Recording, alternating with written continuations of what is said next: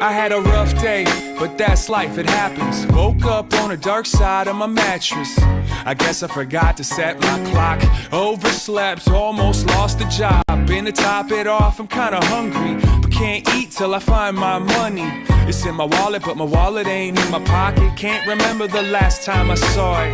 And they don't want me in a bad mood, afraid that it'll spread and everyone will catch an attitude. They got them all singing the same tune, thinking I should go and start a fire in the break room.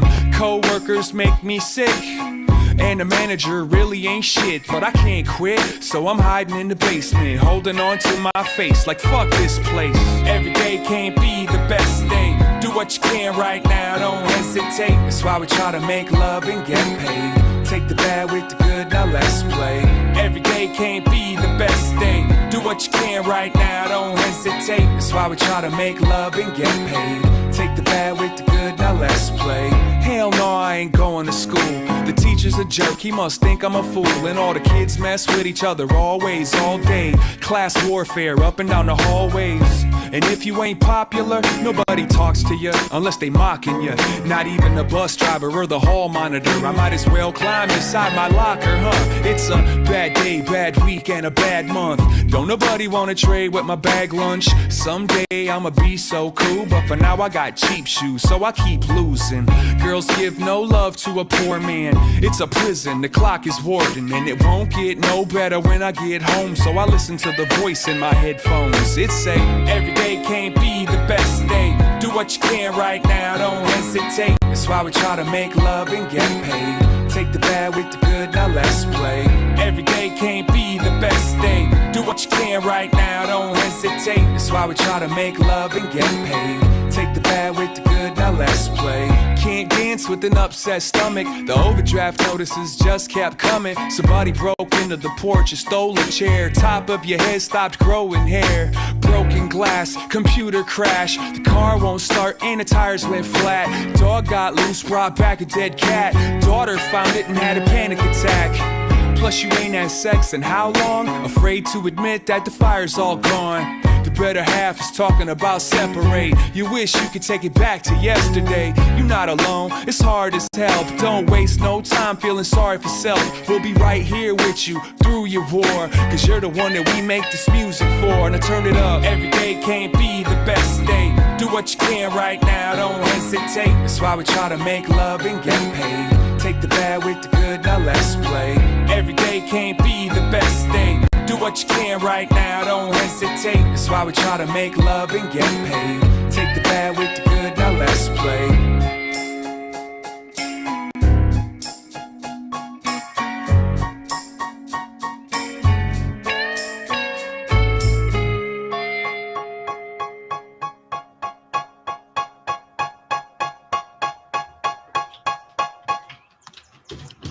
Good morning, everybody. It's my cat tramps up across the computer. Good morning, guys. What's going on? 7 a.m. We're still alive. Look at us. It's Thursday, May 28th, and we're still alive. Holy shit. Thanks for being here, everybody. Looks like Tinker was the first one here. Michelle 420, Sigma, welcome back. Headstones and Headlines, Joe, what's happening? I can't do that man voice this early in the morning. SoFlo, what's going on, girl? How are you? And Marie, aka Purple Freak. Sorry, my face doesn't want to work this early in the morning. I do apologize. How you guys feeling? It's going to be a rainy day. I think the rain's finally over here today. I didn't look at the weather forecast. I don't have much to do in the outside today, so I don't care if it rains much. Let me get some background music going for us. So as I'm going to try to stick to this news in the morning, drama in the afternoon. So as soon as I'm done here today, I'll schedule my live stream for 5 o'clock, and we'll keep it going. I'm going to try to keep this schedule as long as I can stand it.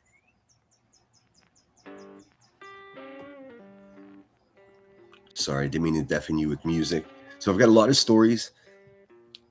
So let me double check to make sure I'm not missing anything in chat. Let's see here. I realized yesterday we forgot to check in with Marlo Anderson, so we'll do that first this morning before we get. There's a couple pretty heavy news stories, couple updates. We're gonna get the newest press conference and some interviews from the tank explosion in Washington. I'm going to start with the Minneapolis police chief being resigning. It's pretty controversial, as you know. A lot's gone on in Minnesota, St. Paul, and Minneapolis in particular. So we're going to start with that. Please hit the thumbs up. And bear with me 1 second. My coffee's on the other side of the room. 1 second.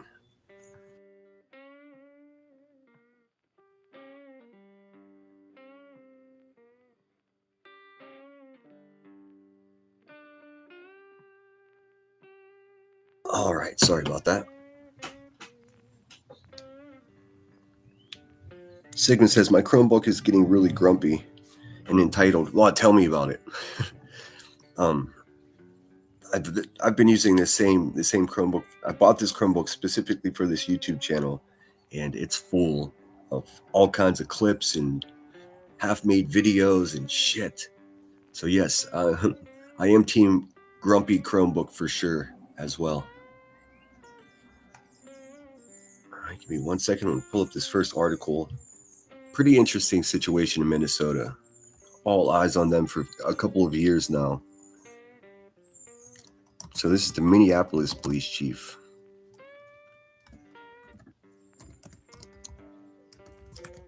Where is it at here?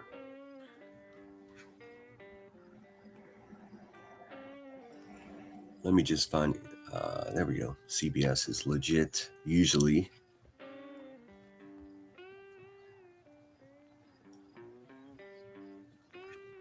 Let me get this background situated quickly, because this movement, I'm trying to get the screen to look as clean as possible here. We can try. So we're going to go with this. Blind you guys with some white. There we go.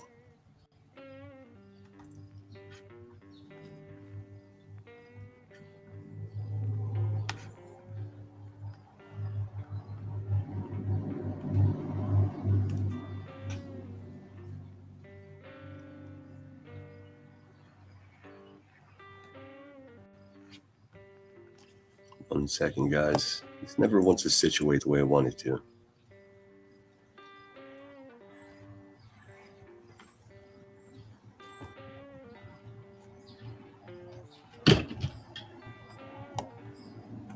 There we go.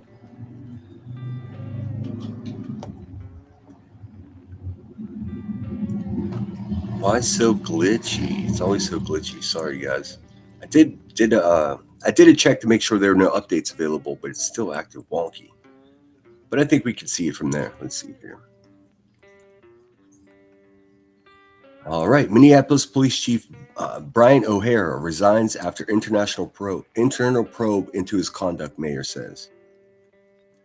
And if you don't know, this was the police chief that was appointed after the George Floyd murder in Minneapolis. Minneapolis Police Chief Brian O'Hara has resigned following an internal investigation to his conduct. Excuse me. The mayor announced Tuesday evening, everyone makes mistakes, including me. But what I can't allow is a breach of trust, Fry said in a press conference. Fry's the mayor. You can see him over here. We'll look at the video as well. You'll recognize this guy, the mayor. He was in the news a lot. I think he was elected after the George Floyd murder there. But I might have to double check that. Okay, excuse me. My voice doesn't want to cooperate this morning. Okay. Everyone makes mistakes, including me. But if I can't allow this, but I can't allow what I can't allow, what we're not going to have is a breach of trust, Fry said in a press conference. When you serve as chief of the Minneapolis Police Department, trust is not secondary to the job. It is the job. When trust is broken, it becomes extremely difficult to continue leading effectively. Well, I know that's right. In a written reprimand to the police chief, Fry said an investigation into O'Hara's behavior found he interfered with prior investigation, including allegations he had engaged in sexual intimate relations with the city employees. Oh boy. Fry said the investigation substantiated that O'Hara knowingly and intentionally deleted a contact card for a city employee from his issued cell phone during original investigation. Busted. It's funny when a police chief thinks he can get away with something. Hey, man. In an attempt to shield that evidence, of his connection to the employee from investigators, O'Hara also told another city employee that his city-issued phone was taken from him for the investigation. O'Hara told another city employee that his city-issued phone was taken from him for the investigation, despite explicit instructions not to discuss any aspect of the original investigation with anyone. So he wasn't supposed to talk about having his phone taken. Busted. Although the investigators have concluded that the underlying allegations from the original investigation remain not substantiated. Your interference with the investigation risks the integrity of the investigation and continues a significant breach of trust. Fry reprimanded to the chief. Fry said Assistant Police Chief Katie Blackwell is the active chief effective immediately. Resignation comes days after Fry's renomination to continue his position. Oh dear. Earlier this month, O'Hara was renominated as police chief by Fry, with the mayor saying he's the right leader for this moment. Oh, it's kind of bad when your boss says that you're the guy, and then soon after he says, yeah, you're not the guy. He was first sworn in as chief in November 22. With one of his first priorities being rebuilding the ranks of depleted police force. As you know, Minneapolis rioted like you would expect when one of their own gets murdered by a cop. So O'Hara is a New Jersey native. Oh, geez. He started as an officer in Newark, served as public safety director, and was deputy mayor of Newark before taking the chief job in Minneapolis. The 47-year-old, he's my age. The 47-year-old is married and has 2 children who live on the East Coast. Wow, they don't even live there. Nothing like a traveling chief, huh? Jeez. O'Hara faced criticism from council community members. In a statement following the mayor's announcement, City Council President Elliot Payne said it was a massive error in judgment for Mayor Fry to nominate Chief O'Hara while there were active investigations into very serious accusations that had been rumored for months. This is what happens when you prioritize optics and political expediency over governance and accountability, Payne said. This is also another incident of Todd Burnett's lack of oversight of the Minneapolis Police Department and his leadership.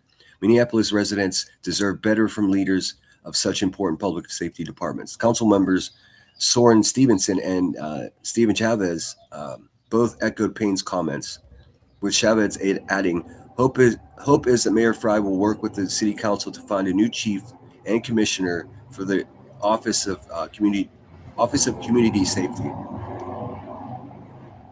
Sorry for the motorcycle noises. It'd be that way here. Let's see. Fry's renomination of Burnett as county commissioner of community safety was rejected by City Council, but Fry vetoed the move, and the council lacked the votes to override him. Minneapolis City Attorney Kristen Anderson said the back and forth leaves the appointment sort of in a limbo position. In April, some council members raised concerns about the Minneapolis Police Department spending during Operation Metro Surge. MPD spent more than $5 million, doubled its budget in overtime amount. Doubled his budgeted overtime amount. O'Hara also faced pushback from the community members over his handling of the immigrant enforcement operation. As we know, Minneapolis is where they sent the Marines and the National Guard. One of the places they did, anyways. The place is a tinderbox. I was there to witness some of the George Floyd protests, and the place is a tinderbox, and it's most of the anger from the residents there is righteous. So it's really complicated situation. What's up, Brandley? Good to see you, dude. Fred Dorfma, good to see you as well. Tinker, I think I said hello to you. Tennis Ball Teme, welcome back. TLC is me. So good to see you guys this morning. Sorry, I sort of just jumped right into it. We got a lot to get through, and I'm going to try to keep this to 2 hours. Try to inject some discipline into my existence here. The Office of Community Safety closed 8 of them. Wait, hold on a second. According to city data, as of early April, there had been a total of 30 complaints filed against O'Hara. Geez, during his tenure, the Office of Community Safety closed 8 of them, finding no discipline was necessary. The other 2 remained open as of April. Man, O'Hara said at the time he believed Immigration and Customs Enforcement surge had something to do with many of them. At the time, he believed the Immigration and Customs Enforcement surge had something to do with many of them. He added, he is not notified when a complaint is filed, nor would he have been told the specifics of them. Details about these complaints are kept secret, including from public.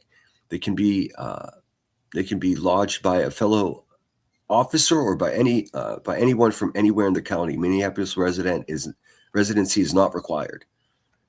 So maybe a couple of those dozens of claims aren't true, but if what 5 of them are, then that's enough, dude. What the hell?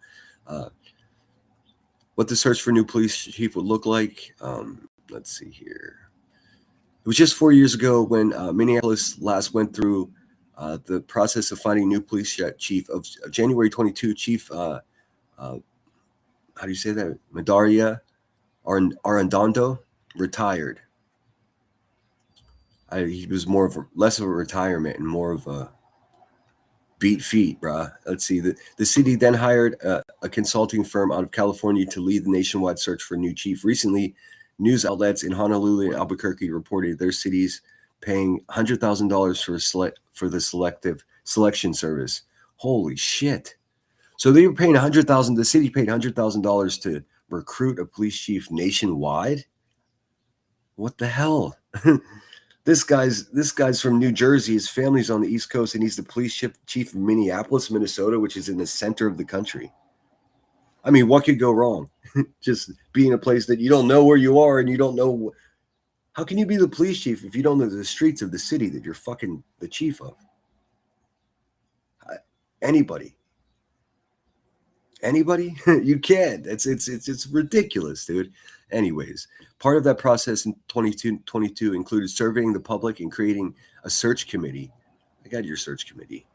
Then 3 candidates were selected and brought to Fry. During the search, an interim chief served for nearly a year before O'Hara was ultimately selected and officially sworn in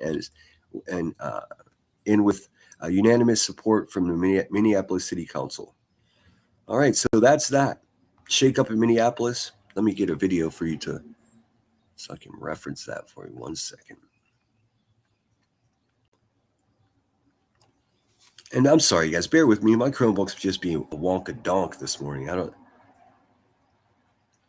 did the work. I made sure that no updates were available. I reset the bitch. I closed everything. It's just, oh well. We'll roll with it.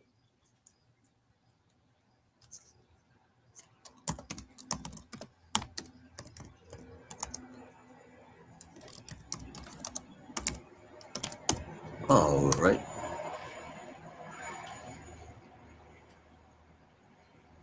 All right, well, let's see. We'll watch just a quick video, and then we'll be done. I do like the mayor of Minneapolis, though. I mean, he's got a tough job. He's a young guy. You'll see him here.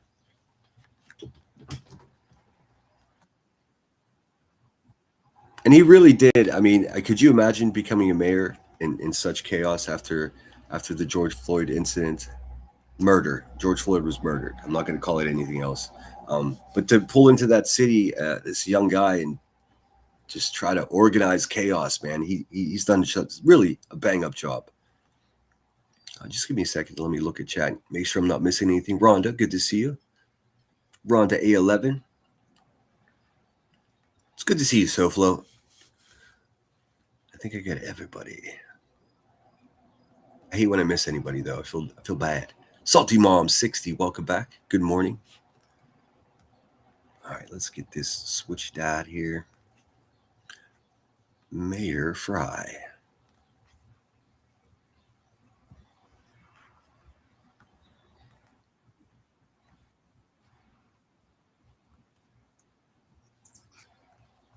All right. Why is that not working properly? Minneapolis Police Chief. There we go. Let me just resituate this stuff. What?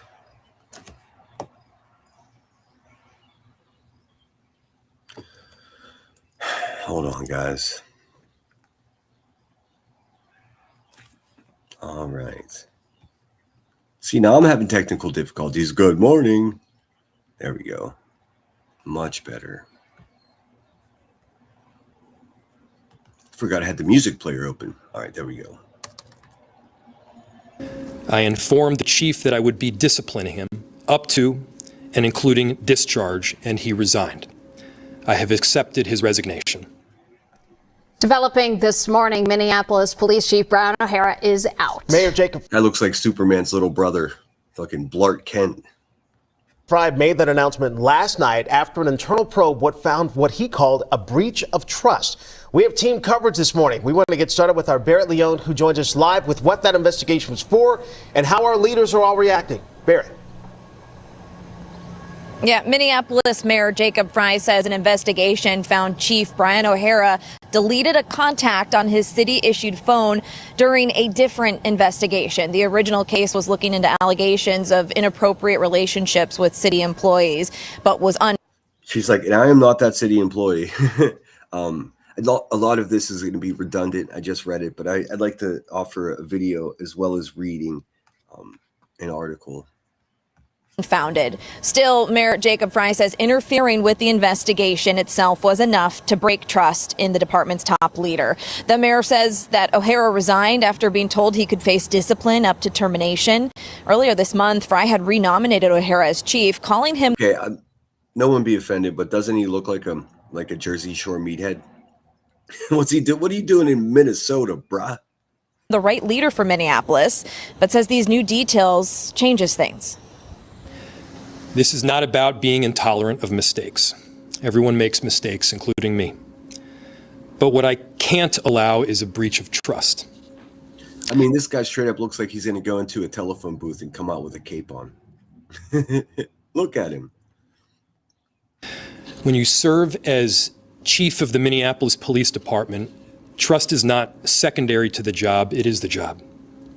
And when trust is broken, it becomes extremely difficult to continue leading effectively. City leaders we're hearing from this morning are disappointed and demanding more for the city. Councilmember Jason Chavez called out the mayor for his leadership in this, saying, quote, "We have seen a consistent lack of accountability at MPD, and this was no different."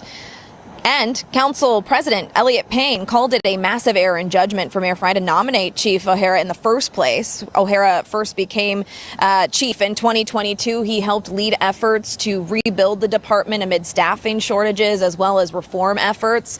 In the meantime, while the city searches for a new chief, Assistant Chief Katie Blackwell will step in. All right, Barrett, just the beginning here, but yeah, it's going to be a long ride. It certainly is. Let's get you straight. Thank you, Barrett. Let's get over to the live desk now. So our Maria Lisignole continues our coverage this morning because, Marie, we know the chief was actually up for reconfirmation this year, just put up a couple of weeks ago by the mayor. Yes, he was. And earlier this month, the mayor had renominated him for that role as chief, saying at the time he was, quote, "the right leader for this moment." Other city councilors didn't feel the same. In April, some councilors raised concerns about police department spending. During the department's response to Operation Metro. I tell you what, she said city councilors. I always stumble with what to say. I always say city council members. City council. Well, how did she say that? Sorry, bear with me. Him for that role as chief, saying at the time he was, quote, "the right leader for this moment." Other city councilors didn't feel the same. In April, some councilors raised city councilors. Why have I never thought to say it that way? Concerns about police department spending. During the department's response to Operation Metro Surge, they spent more than $5 million. That's double their budgeted overtime amount. O'Hara also faced pushback from community members about his handling of the immigration enforcement operation. And the pushback wasn't O'Hara's only hurdle. According to city data, there have been a total of 30 complaints against O'Hara over the course of his tenure. The Office of Community Safety closed 8 of those. It found no discipline was necessary, but 22 remain open as of early April. O'Hara said at the time he believed the ICE surge had something to do with many of them, adding he's not notified when a complaint is filed, nor would he have been told the specifics of them. Details about these complaints are kept secret, including from the public, meaning they could be lodged by a fellow officer or by anyone from anywhere in the country. Residency is not a requirement. When asked last night about his renomination, I mean, it really sounds like she's just reading the article that I just read, like verbatim. Of O'Hara, Mayor Frey said that if he had known about the phone tampering allegations earlier, he would not have done it. There are still a lot of questions that need to be answered out there. And it's going to take some time to get that done. Yeah. All right, Maria, thank you.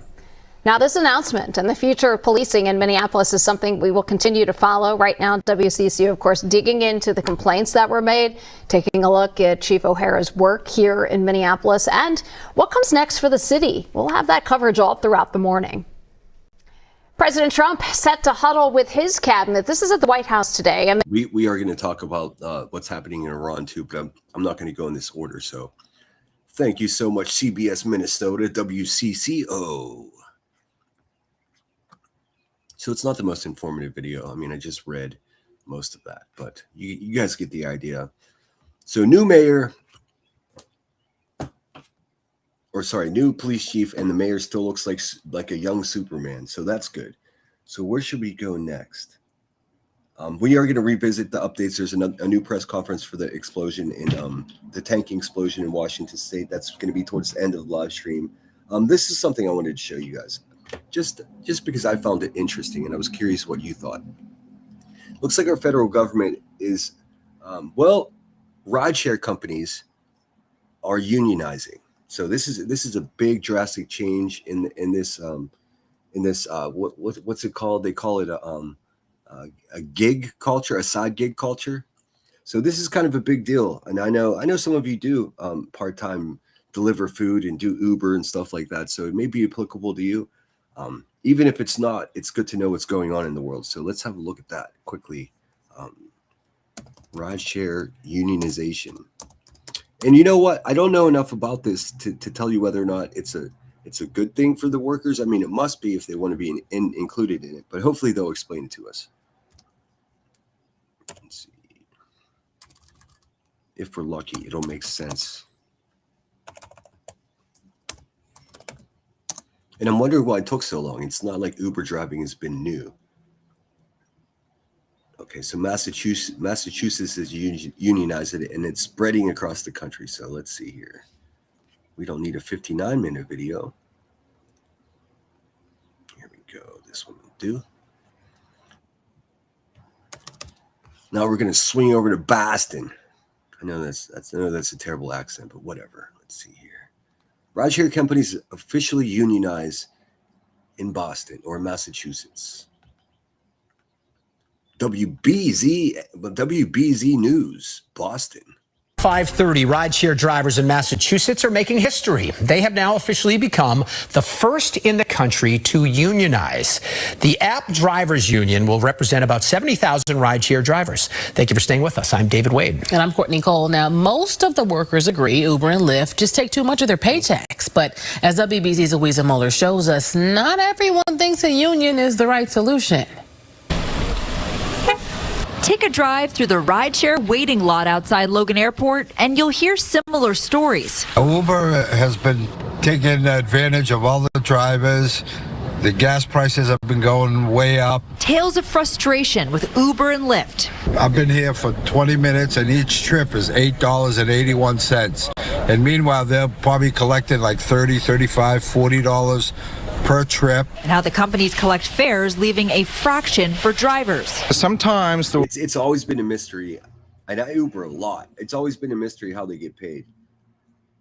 All I know is my relationship with Uber and the drivers. Like I tip them in cash. I don't tip them through the app because I always worry that like someone's going to take a cut. So I just like tip them in cash. And that's a pro tip as well. A pro tip about tipping. Just, if you're at a restaurant and you have a nice dinner, don't put in the tip line, put cash and fill the space and then give the server cash, dude. That way they can take the money, put it in their pocket and go home. Not have the company that they work for process it for a week and attach it to a paycheck that may be fucking 9 days away if you get paid every 2 weeks. Just, I mean, for some people, if you put cash in their pocket every day, they can't handle their money properly. But most servers at a decent restaurant are put together enough to, manage their money and their time. Uber and Lyft, they're charging like even 60%, like 65%, sometimes 50%. But now, Massachusetts Department of Labor Relations says the Commonwealth's roughly 70,000 rideshare drivers can band together, certifying the App Drivers Union 18 months after voters approved a measure on the issue. The next hurdle. We should start. I'm not even going to say that out loud. My channel will just disappear if I say we should start a union. What's up, Summer? Good morning. Is actually crafting a contract. We'll be reaching out to the companies and asking them for dates to negotiate, and then we will also be surveying our members at the same time. And Governor Maura Healey firmly on board. That means better pay, better wages for them, for their families. This is not the first time Massachusetts politicians have pushed for benefits for rideshare drivers. In 2024, Uber and Lyft reached a settlement with the Attorney General guaranteeing a minimum wage of $32.50 an hour for drivers. But MIT economist Chris Knittel says if rideshare wages increase, that money has to come from somewhere. It can come from higher fares, smaller driver incentives, or lower platform profit margins. Lyft sent us a statement saying Lyft does well when drivers do well. And Uber wrote, "We will ensure that driver flexibility and hard-won benefits remain the foundation of our progress." The drivers we spoke with were split on whether a union will help their cause. Are they just going to collect dues and not do anything for, Absolutely a great idea. And why? Because we can fight for wages. Louisa Moeller, WBZ News. WBZ News. Thank you so much. So there's that. That's not much, not life-changing news, but if you're an Uber driver in Massachusetts, it sure is. I'll tell you that much. I have to do more research on that. I'm not sure if it does truly benefit the drivers or not. It seems like it would. Yeah, I mean, and it seems like the rideshare companies are pretty open to the idea. I'm willing to bet that they don't want this to spread nationwide, though. But believe every major city in the country is looking at it now. If you're a rideshare, you're trying to figure out, wait a minute, are we supposed to start a union here as well? Or I've never worked a union job, although it's, everyone in my family has. Maybe I could just ask them. All right, so the next story is the federal government, or this current administration, pushing for NDAs for all federal employees, non-disclosure orders, or non-disclosure agreements, as it were. This is an interesting one too. I think it's a bit much. I mean, does that mean every mailman and your letter carrier is a federal employee? Let's see here. NDAs. And I don't think this is actually going to go through. I think it's some kind of weird political shit. They're trying to stop the leaks. I don't know how. So make everyone sign an NDA. So then you just end up with the federal government in lawsuits with a bunch of federal employees for talking about something menial. Here we go. Queen City News.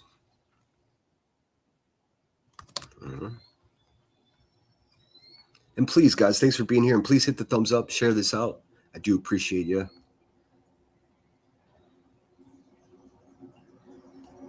Flight attendants in the house. Good morning, my dear. And one of these, I think this weekend I'm gonna go back and do just like a big chunkin' Epstein live stream. So because there's a bunch of new information, man. All right, let me just gossip just for a second. So there are a bunch of sleuthy motherfuckers out there. Some of them former FBI agents. they're just digging into, the Epstein stuff and what's occurring. Well, bad news for Melania Trump. It's been discovered that she's got a daughter. A lot of people think this is Jeffrey Epstein's child. I know. Listen, it's pure speculation at this point. It's insanity. But I've seen photograph of this woman that's her daughter, and if it doesn't look like a half Epstein and half Melania, I don't know what would. Like it's that fucking tripped out. And this story it instantly broke out of the conspiracy, scuttlebutt, and just got really launched into the mainstream media. So we'll have a look at that probably towards the end. It's crazy. It's absolutely crazy. But I don't think this is going to work. They're trying to stop leaks. All right, looking live here at the nation's capital, the Trump administration now proposing a new government-wide non-disclosure agreement for federal employees. As Raquel Martin reports this afternoon, officials say it's a move to protect confidential information. The Trump administration says this initiative is aimed at preventing unauthorized leaks, and they're pointing to information related to immigration enforcement plans or operational details. The draft notice is published online right now for public comment. Under the agreement, the Trump administration could pursue civil or criminal penalties against employees who share what it defines as confidential information without authorization. One section of the draft reads, quote, federal employees do not have the discretion to disclose confidential government information. The administration says this push comes after a series. I'll just tell you guys, I think this is absolutely ridiculous. You don't need the NDAs. You have standard operating procedures. You still have the mechanisms to punish federal employees if they leak sensitive or secret information. It's ridiculous. I think it's ridiculous. Tell me what you think. I have no idea. Of high-profile leaks referencing reporting by the New York Times and Washington Post about the U.S. operation in Venezuela targeting Nicolas Maduro earlier this year. TheHill.com also reports the administration highlighting leaks involving DHS and FBI. This should never be happening in our streets, by the way. Why you got a balaclava on, bruh? what is this? It looks like I can't. Employees related to ICE operations. The OPM argues some of these disclosures to the media have put troops, intelligence agencies, and government operations at risk. Now, critics say it could hinder reporters from developing sources inside the government. And I do understand. This is talking back about the union story. I do understand that the union affords, some protection for the employees, and I'm all for that. My question is, are they just going to pass this expense on to the people that Uber? Somebody's got to make up for that lost amount of money that the company's making. They're not going to eat their profits. Information out to the public. Last fall, dozens of Pentagon reporters gave up their press badges rather than agree to new reporting restrictions imposed by the Department of War. This proposal. I'm going to rewind just a second. Did they say people just turned over their credentials? From developing sources inside the government and getting information out to the public. Last fall, dozens of Pentagon reporters gave up their press badges rather than agree to new reporting restrictions imposed by the Department of War. This proposal now goes into a 30-day public. The Department of War. It's interesting they changed that name, huh? Comment window. Signing the NDA is voluntary, but not doing so could result in job loss. For now in Washington, Raquel Martin, News Nation. Hold on. Well, let me see. How did she word that? Imposed by the Department of War. This proposal now goes into a 30-day public comment window. Signing the NDA is voluntary, but okay, it's voluntary, but not doing so could result in job loss. Then it is mandatory. If you can lose your job if you don't do it, I would categorize that as fucking what? Come on. Loss. For now in Washington, Raquel Martin, News Nation. Raquel, that story just pissed me off though. It's not mandatory, but if you don't do it, you'll get fired. What? Why not just say it's mandatory? It's never going to happen. I don't think it's going to happen. Salty Mom 60 says in Northern Michigan at the Interlochen. I think it's Interlock Arts Academy. They are going to demolish the cabin that is linked to Epstein's name. They literally don't want to be affiliated with the name Epstein. I don't blame them. Would you? I mean, I wouldn't. I mean, there are people all over the world trying to sweep up their trails back to Epstein's island. It's crazy. Just like a jab, they forced us. Yeah. What's up, Lavender Dreamin' 2 says BS. Sigma says we are really in the age of rocking a hard place. Yeah, I mean, it's ridiculous. It's ridiculous to ask every federal employee to sign an NDA. I think it's what? I mean, we are dependent upon these federal employees to be whistleblowers if there's some shit going on that our eyes can't see. So now you're going to make it impossible for them to report something that's inappropriate. KCG said, I used to live by, I hope I'm saying that right, Interlochen, and I don't know, it's got to be Loken. KCG used to live by there.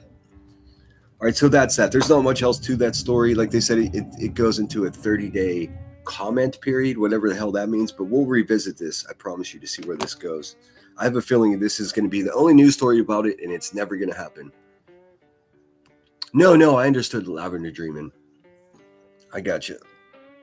I'm still trying to wake up, so I can't be grumpy this early. So you could probably talk this shit, and I wouldn't even notice.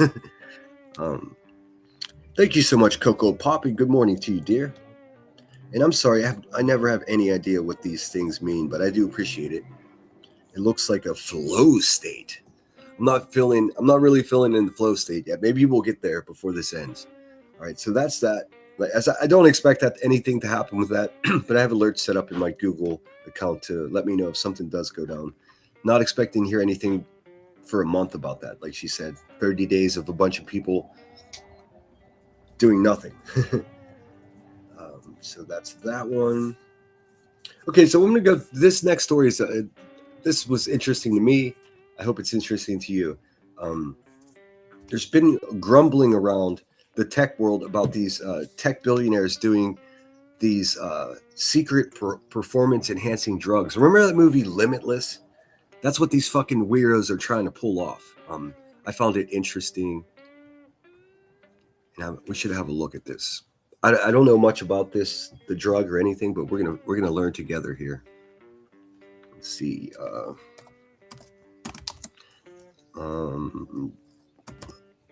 Give me 1 second. Sorry, the article I had is no longer there. So let me give me 1 second. I swear it's the Washington Post, but now it's not here. 1 second. Bear with me.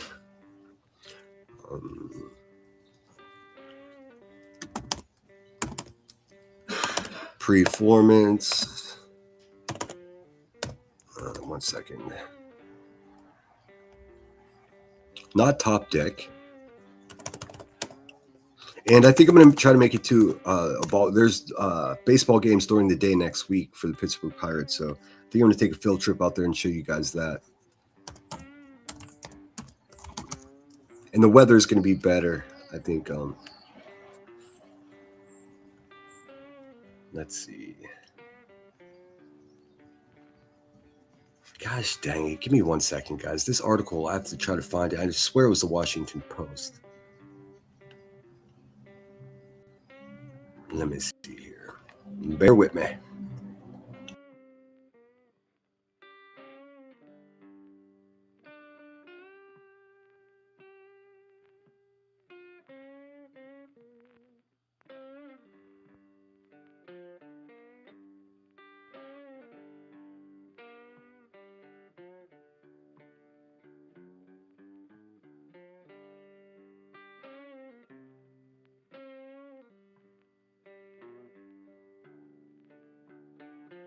My goodness, man. It was like fucking trying to find a needle in a haystack. Okay, so this is the Washington Post. Hopefully. Man. I pressed display like 5 minutes ago. Let's just give me the free article, bud. Let's see. No, I'm not using that. Hold on. I'm gonna use my top secret email. Let's see here. Start reading. You know, I pay for the New York Times. I don't want to I don't personalize anything. Just show me the fucking article. There we go. All right, we're in business.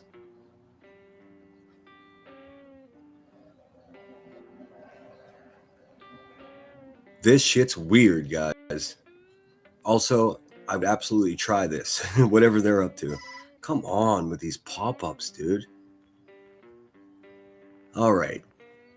Tech billionaires use performance drugs in secret. Now they're selling a revolution as biohacking gains momentum amongst elites. Don't even get me started on biohacking. That shouldn't be a thing, dude. As biohacking gains momentum among elites, the enhanced games aim to normalize longevity drugs through Vegas sports spectacle. Critics call the premise dangerous and unethical. This guy's like, me, Ted. Let's see here. Las Vegas, this past week, in a city built on risk and reward, billionaire biohacker Christian Angermayer. Is this him? Is this guy's name Angermayer? Oh, God. Yeah, I grew up next to the Angermayers. Let's see. Biohacker Christian Angermayer went about his wellness routine. Hold on one second. I gotta let my cat in.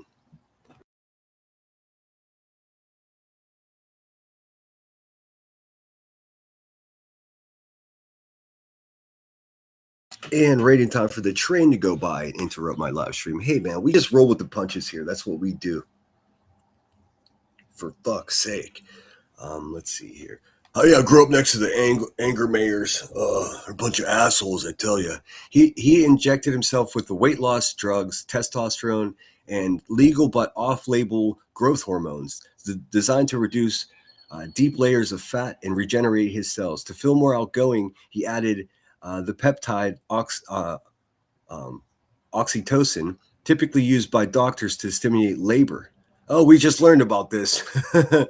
We just learned about this from a bunch of YouTubers stalking and harassing an unborn child and now an infant here on YouTube. Some real weirdos around here, man. Protect your identity and don't give anyone your phone number. That's my advice. To feel more outgoing, he added peptide oxytocin, typically used by doctors to stimulate labor. Laura, are you listening? For focus, he popped a pill of his usual stimulant, normally prescribed for sleep apnea. Oh, Jesus. He logged tens of thousands of steps, sprinting to meetings at his hotel and doing circles around a large swimming pool. Yeah, because he was all twacked out, dude. Angermayer was getting ready to show the world that the experimental health protocols embraced by longevity-obsessed business elites like himself can work for top athletes and ultimately the entire world. Yeah. Tell that to Lance Armstrong.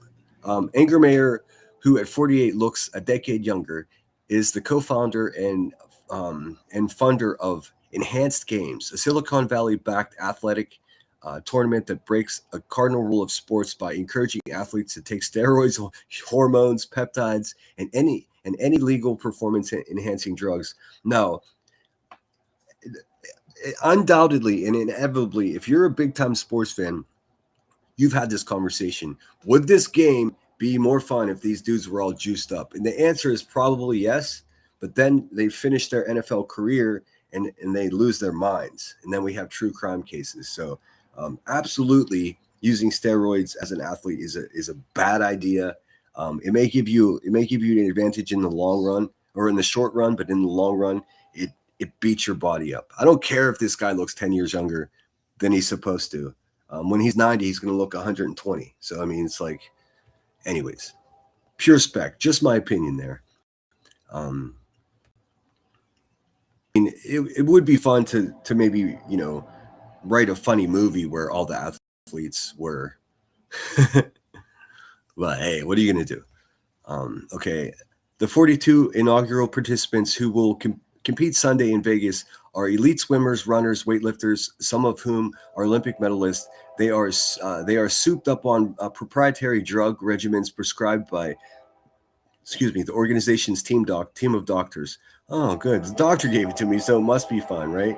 Said every opiate addict on earth. An effort. Well, we got to pause for the cause, man. I can't talk over the train. It's the morning news train. Choo choo.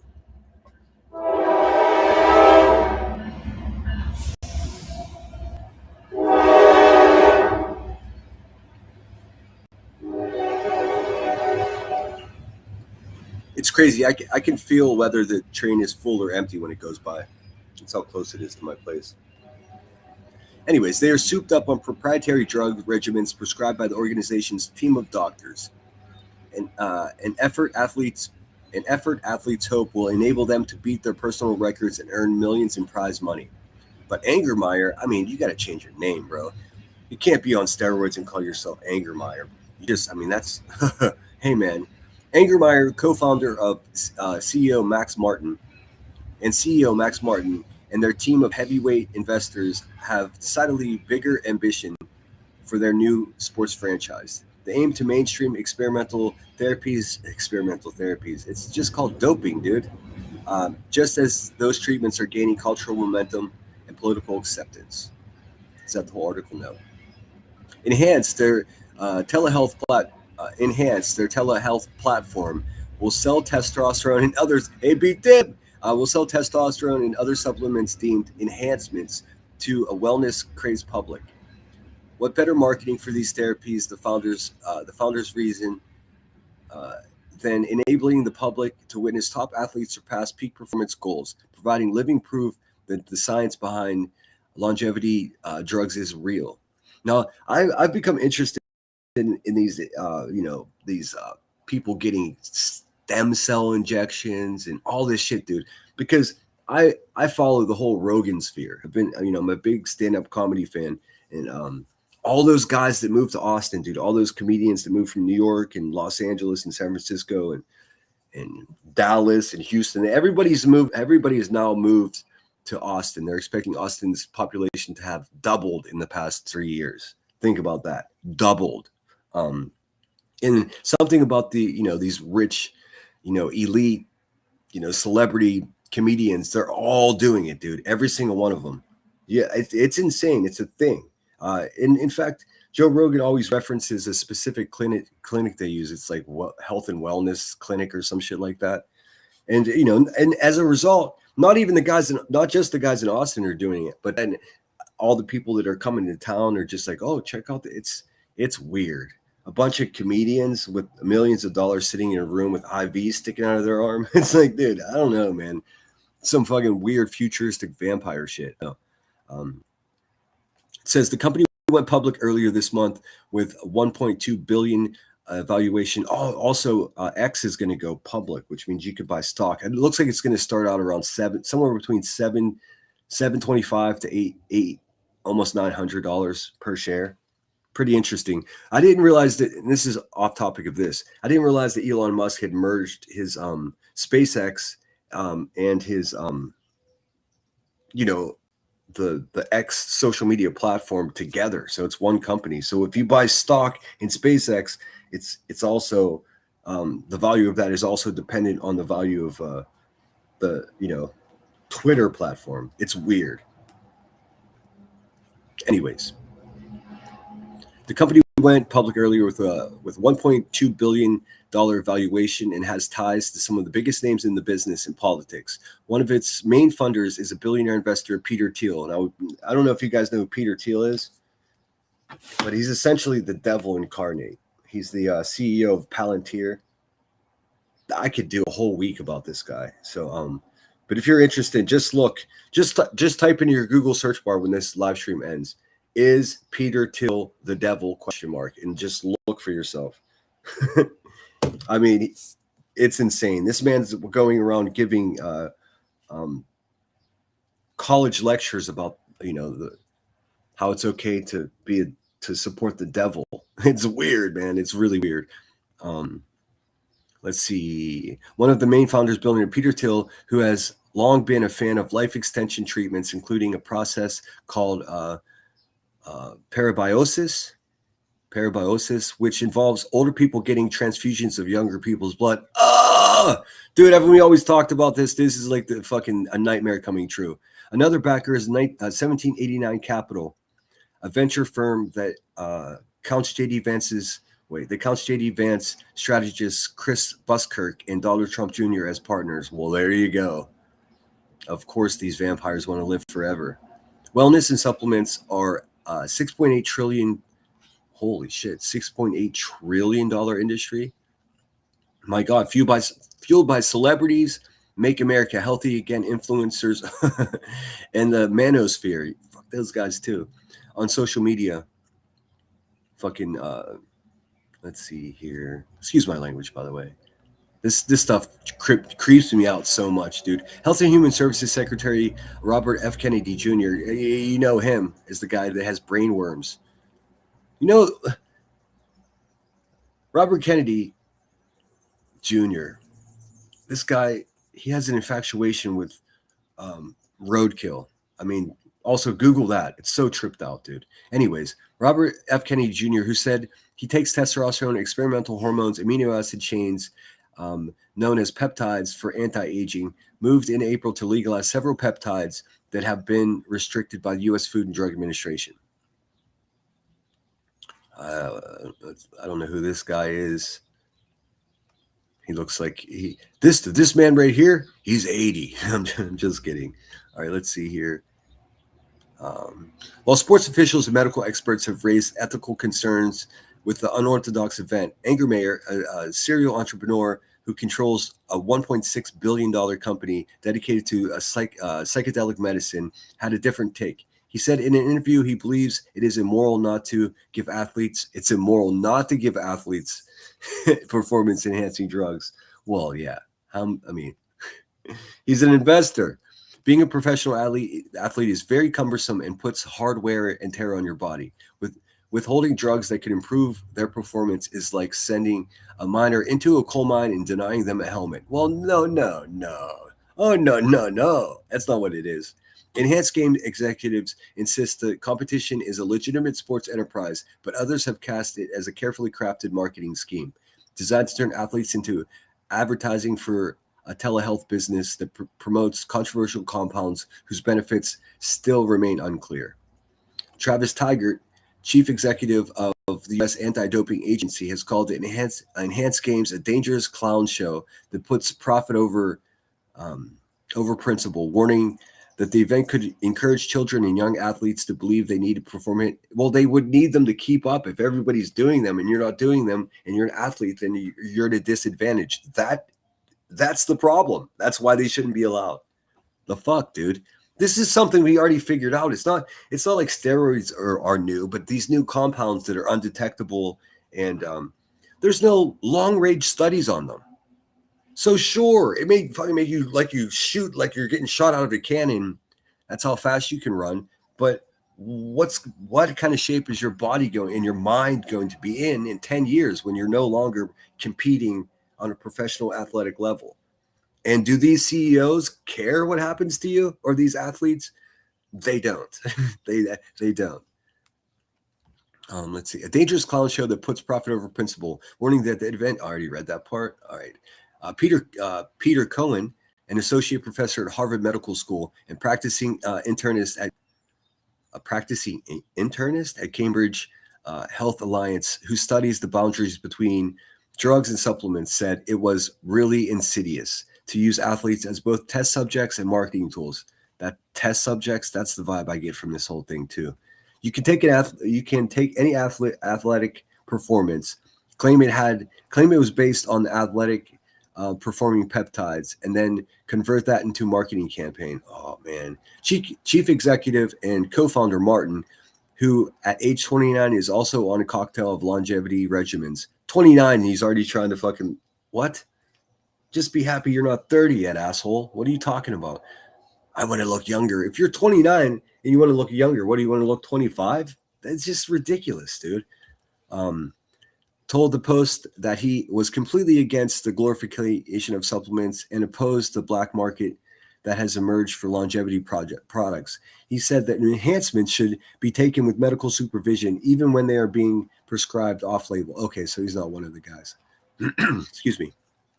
But he said it was unfair that an Olympian is banned from taking FDA-approved drugs that any person could buy at a pharmacy. If drugs are legal, people should have the freedom of choice. Well, no, it's not about freedom of choice. It's about keeping an even playing field. And that's not even a metaphor. Just kids. It's about not putting anyone at an advantage. That is to say, if the guy that you're racing is taking these supplements and you're not, he might beat you.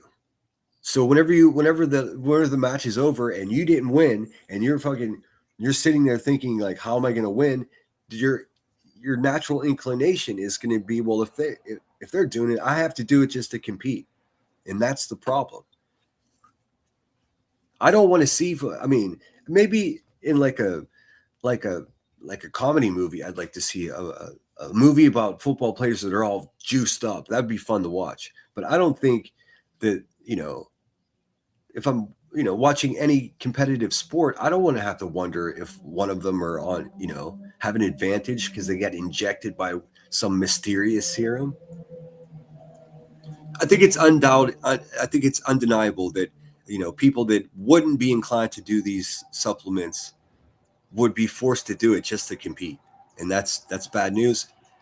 And what kind of research have they done on these things? The company is not just built for athletes, Martin said. It is for anyone who wants to enhance their everyday life. Oh, yeah. Don't we all? Including a grandparent who's seeking energy. This is almost like an ad for this shit, dude. Seeking energy and taking a grandchild to the playground, he said. Someone trying to be the best 65-year-old they can possibly be. Where are we at? Oh, this goes on and on. Okay. Enhanced organizers say elite athletes have always searched for an edge through. Hold on a second. Let me turn this down. I didn't realize it was on. Oh, bother. Okay, sorry about that, guys. Through training, technology, nutrition, equipment, and banned drugs. Their argument is that enhanced games will make the last part transparent, medically supervised, and financially rewarding. Here, just break your body down for money. Of the 42 athletes expected to compete in the newly constructed competition venue at Resorts World Hotel and Casino in Las Vegas, event said 36 have been doping in preparation for the event. 4 athletes are competing naturally. Oh, so wouldn't it be funny if the 4 athletes that didn't dope performed better? The athletes were stationed together this spring in Abu Dhabi, where they trained and were administered doping regimens. This is crazy to even read. That would violate traditional rules and earn hefty bans from competition under normal circumstances. The individual protocols included performance-enhancing substances like regular medical testing and regular medical testing, according to Enhanced Games officials. I mean, you call it Enhanced Games, it seems like it would be like a gaming crew. Like you're going to go fucking play Fortnite together. Let's see. An institutional review board approved clinical study is tied to the company's medical program. They all have this weird, like I'm trying not to be human look on their face, man. I don't like it. Like, look at this guy. Look at this guy. He's doing all these performance enhancing drugs, and you can clearly see his fucking face that he's like also has plastic surgery, dude. He's like, somebody stop me. This is crazy, man. Organized have not released individual athlete regimens, but have revealed this past week that 91% of use testosterone, 79% use human growth hormone, and 62% use stimulants such as Adderall. Oh man, 50% use metabolic modulators, 41% use EPO. I don't know what EPO is, and 29% use an anabolic steroid agent such as DECA, Dorabalin. The athletes are not just aiming to challenge the limits of human potential. They are lured with hefty financial rewards. Athletes who manage to break certain records can earn $1 million bonus, a life-changing sum in a field where even Olympians often struggle to build financially secure careers. Oh, what the fuck? Shit's lurching around.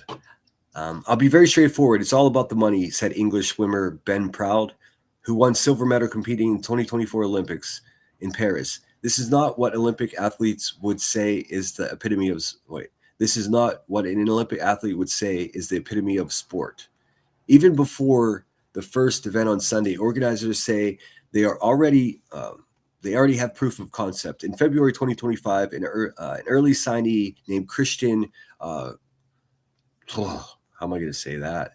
I'm guessing that's Golomev, I don't know, a Greek Olympic. I can't speak. That's a crazy name. G-K-O-L-O-M-E-E-V. I'm not even going to try. A Greek Olympic swimmer who had finished fifth in the 50 freestyle at the Paris Olympics swam 20.8 seconds in a secret time trial in Greensboro, North Carolina, topping Cesar Cielo's official world record by 0.02 of a second. Enhanced celebrated the swim as a breakthrough and awarded him the bonus money. Damn. Though the mark is not recognized as an official record.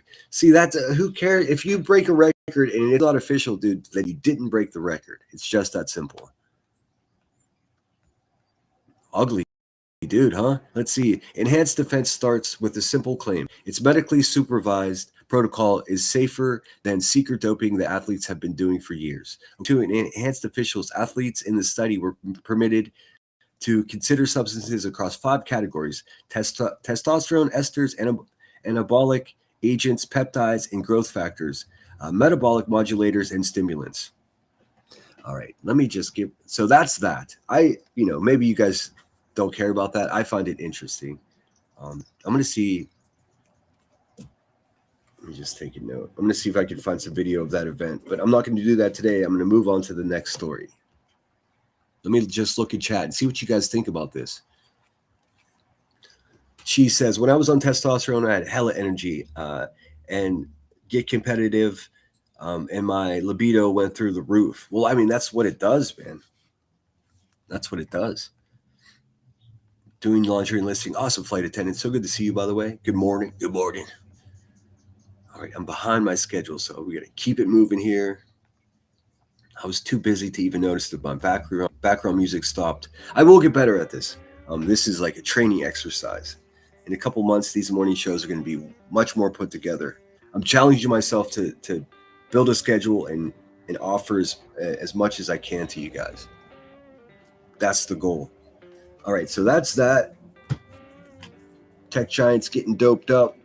Doping up young athletes and then using them as entertainment. I think that's like a movie. That's a movie right there.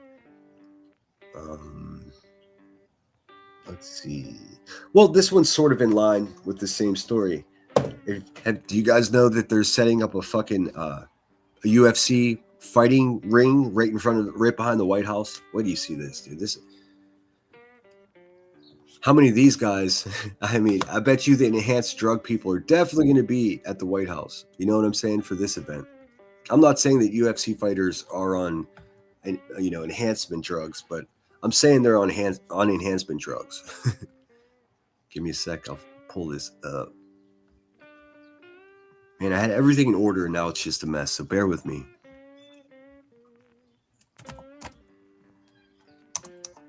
I think there shouldn't be a UFC fucking event at the White House in the time of war. Everybody's not paying attention that we're at war.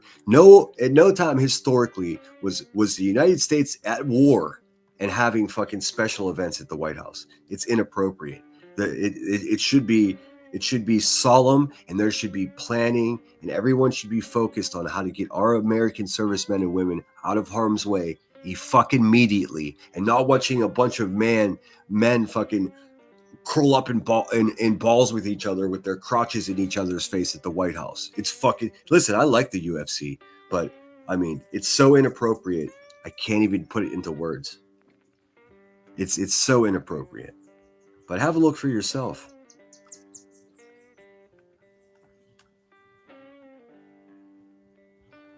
I mean, I'm really interested to hear what you guys have to say about this. And this does really go in line with the last story, because these guys are probably certainly on, I don't know if they are, I can't say they are, but purely spec. But some of these guys, I mean, is underway for an unprecedented spectacle, a cage fight at the White House, a massive arch taller than the building itself, part of a makeshift arena for an upcoming Ultimate Fighting Champion. I mean, not only is it fucking ridiculous to do this in wartime, but it's also, I mean, hey, let's have a party at the guy's house that somebody already tried to fucking shoot 3 times. Like, what could go wrong? Like, it's so frustrating, man. It's so frustrating. Oops, wrong button. Championship event. I have never seen anybody want anything so much as people want those tickets.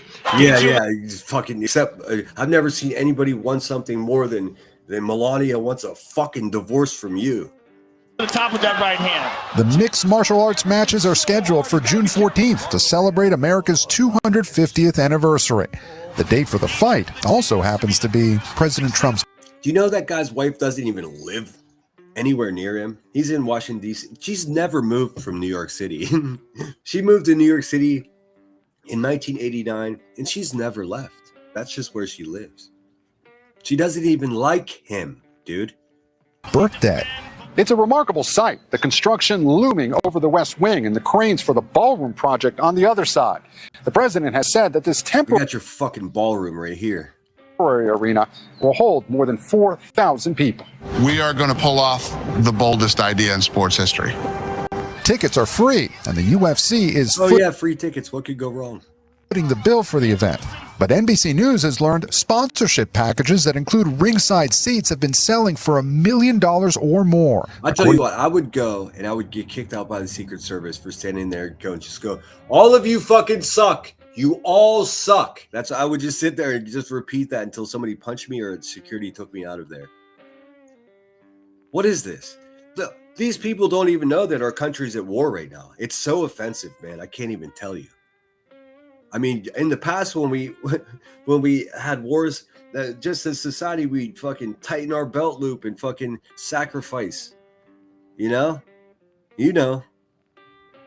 No, we got $1 million packages available to go sit in fucking Trump's backyard and watch grown men fucking roll around with their cocks in each other's faces, dude. No, thank you, man. What the fuck? To a Republican lobbyist familiar with the process. Decades ago. Excuse my language. It fires me up, man. It's inexcusable. The president hosted boxing matches at his casinos. And he's often seen at UFC fights. I know President Trump is a fighter. UFC's president Dana White endorsing him in 2024. I'm in the tough guy business. The only thing that guy's fighting is the release of the Epstein files. And this man is the toughest, most resilient human being that I've ever met. This fucking Dana White has lost his ever-loving fucking mind, dude. In my life. Trump supporter and UFC announcer Joe Rogan will be there. Though Rogan, that's funny they called him Trump supporter. Oh, this is crazy. I don't know if he is or not. It seems like he might be. I don't know. I know he's at the White House a few weeks ago for the Ambien or whatever that new experimental psychedelic pharmaceutical that's supposed to cure addiction. And I tell you what. The former governor Greg Abbott of Texas, I saw him on the Joe Rogan show, along with the guy they're really pushing for this stuff. It actually could potentially be a miracle drug for people that suffer addiction. It's crazy.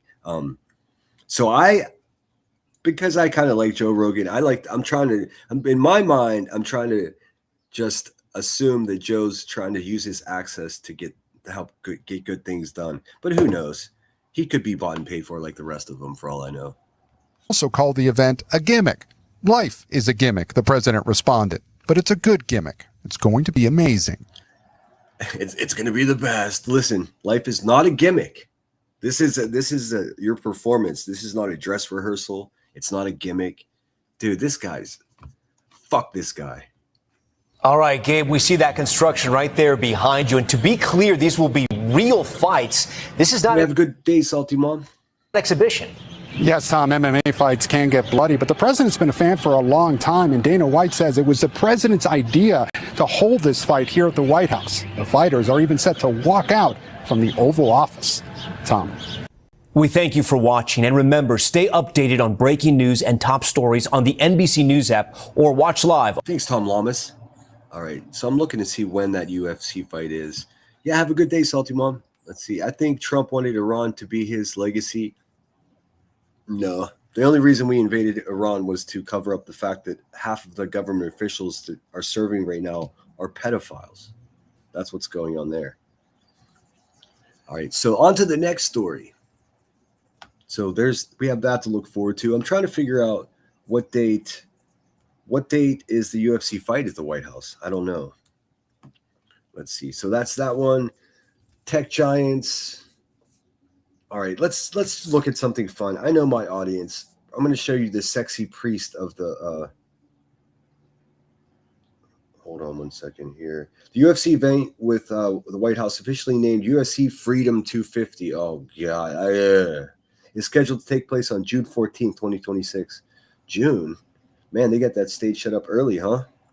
The event will be held on the South Lawn of the White House. The date was chosen to coincide with President Donald Trump's 80th birth. It's his birthday party. That's why it's happening. This is fucking enough, dude. Have we not seen enough? My goodness, dude. All right, on to the next story.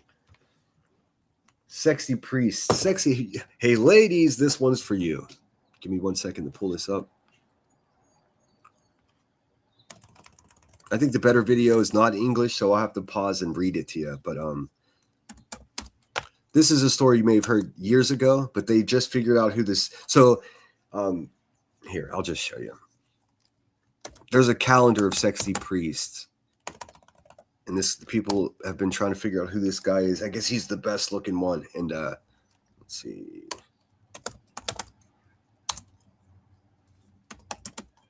And he's been figured out. It turns out he's not even a priest. He's just an actor. Got him.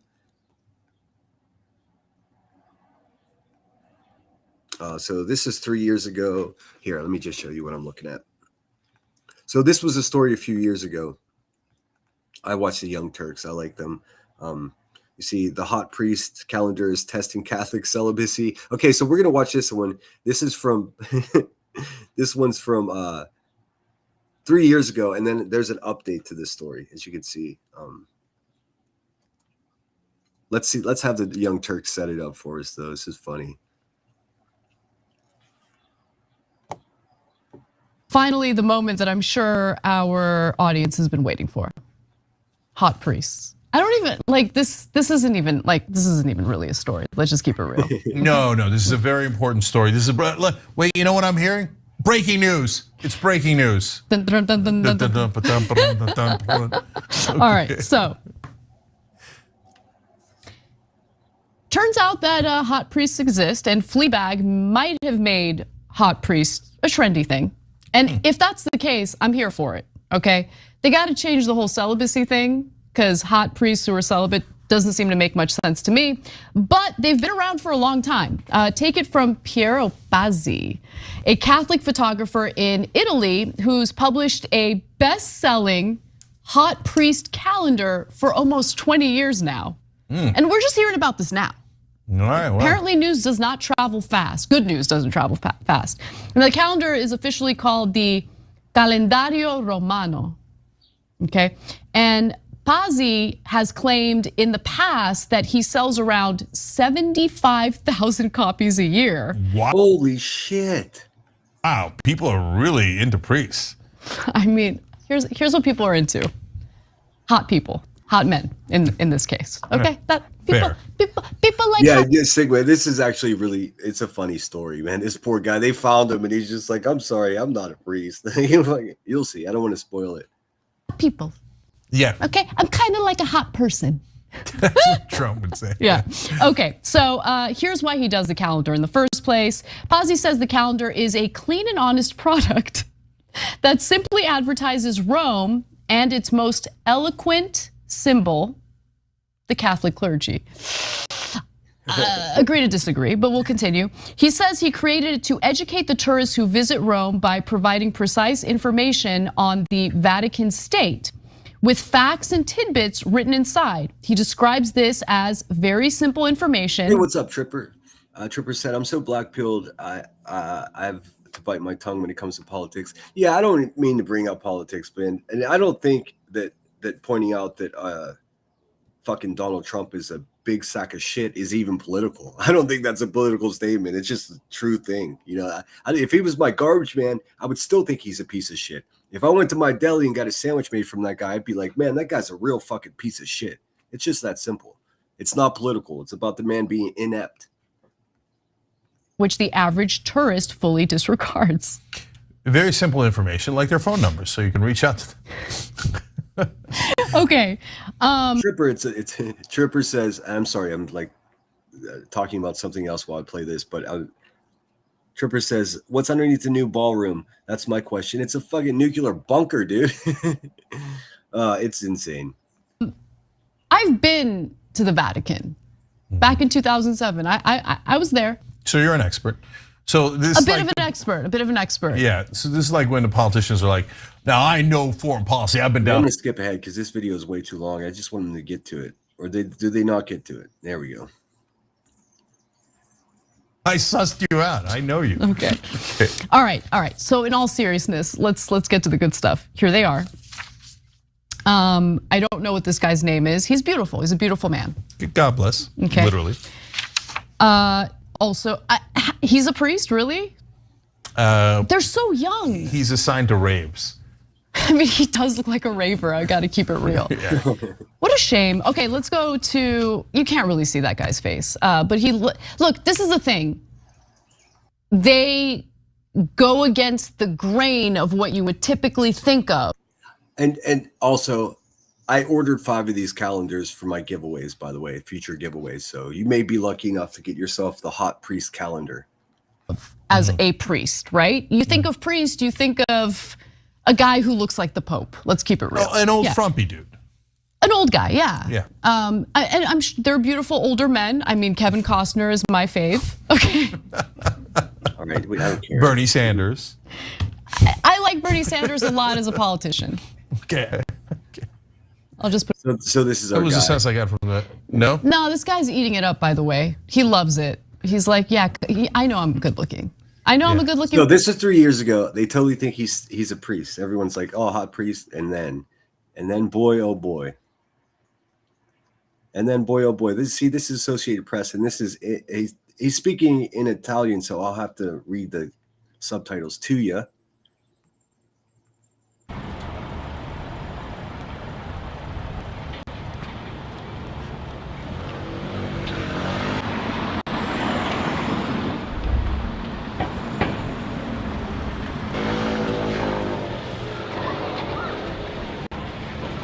Somehow this poor guy became the posted list. See, there's a calendar that's hanging on hooks, and they just got, tortoise trap. It's like you go to visit the Vatican with your family and just milling about with your wife, and your wife's like, I have to have one of these calendars. Oh, dude.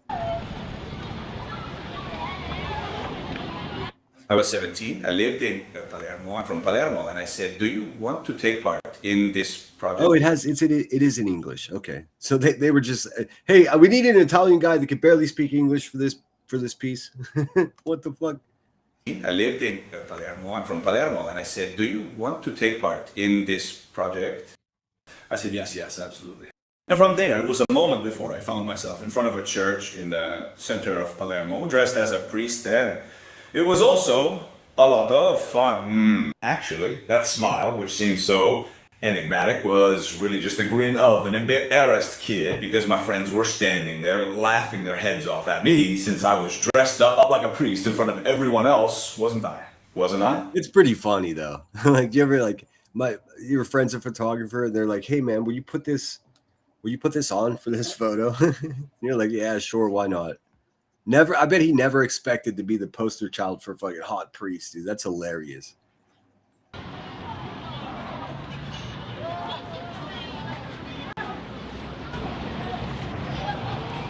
I opened it.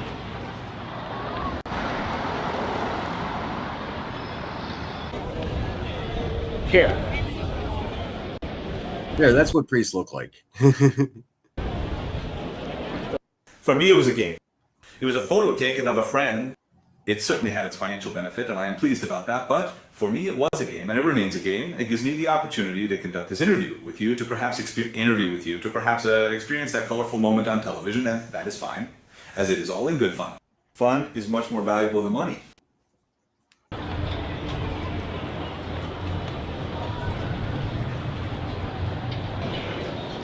Yeah, dude, it's one big tourist trap.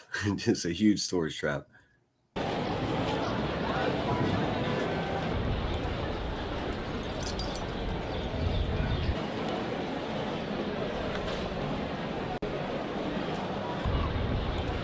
This is the one I ordered 5 of. So this is the one that I'll be giving away for the giveaways.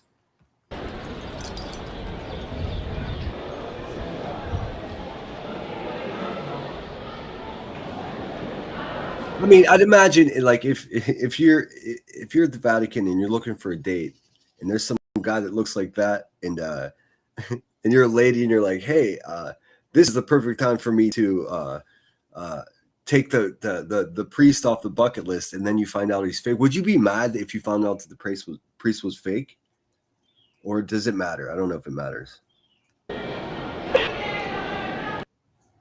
Oh, okay, so that's that. I found that interesting, and I know 90% of the people that watch me are ladies. I thought you guys would have more to say about that. Hot priest has good genes, right? Sydney Sweeney. Miss Cheese, have you seen Under the Silver Lake? Oh, I opened Pandora's box talking about politics, I think. All right, on to the next story. We're at 1 hour and 27 minutes, so I'm just about back on schedule. I'm trying to gather myself to have shit right here. And my music's off. There we go. How you guys feeling? Big plans for the day? It looks like it's going to be a nice day here. 60 degrees. Heck yeah, dude. No rain in the schedule. High is 71. I'm going to get out there today. I didn't plan on it. I thought it was going to be another gloomy day. All right, let me stop sharing this. Okay, so let's I think this is a good time to go back to the tank explosion in Washington State. There's a couple new press conferences and some new information. As far as the 9 missing, I don't think there's been anyone else found, but let's have a look and see. Maybe there's something even newer since we started.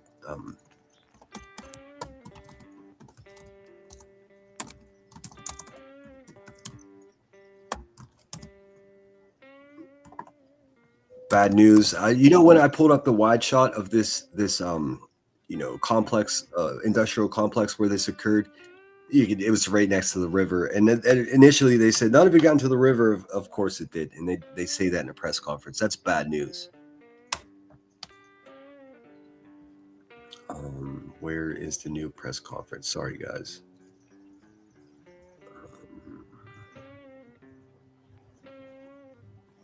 35 minutes. I'm not sure if you guys want to commit to that. Let me see. Give me a second here.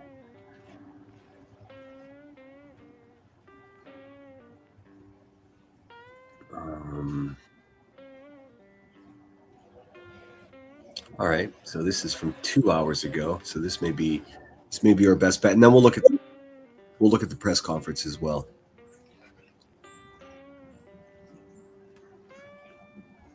And they are presuming that the 9 missing have not made it, unfortunately. But let's look and see.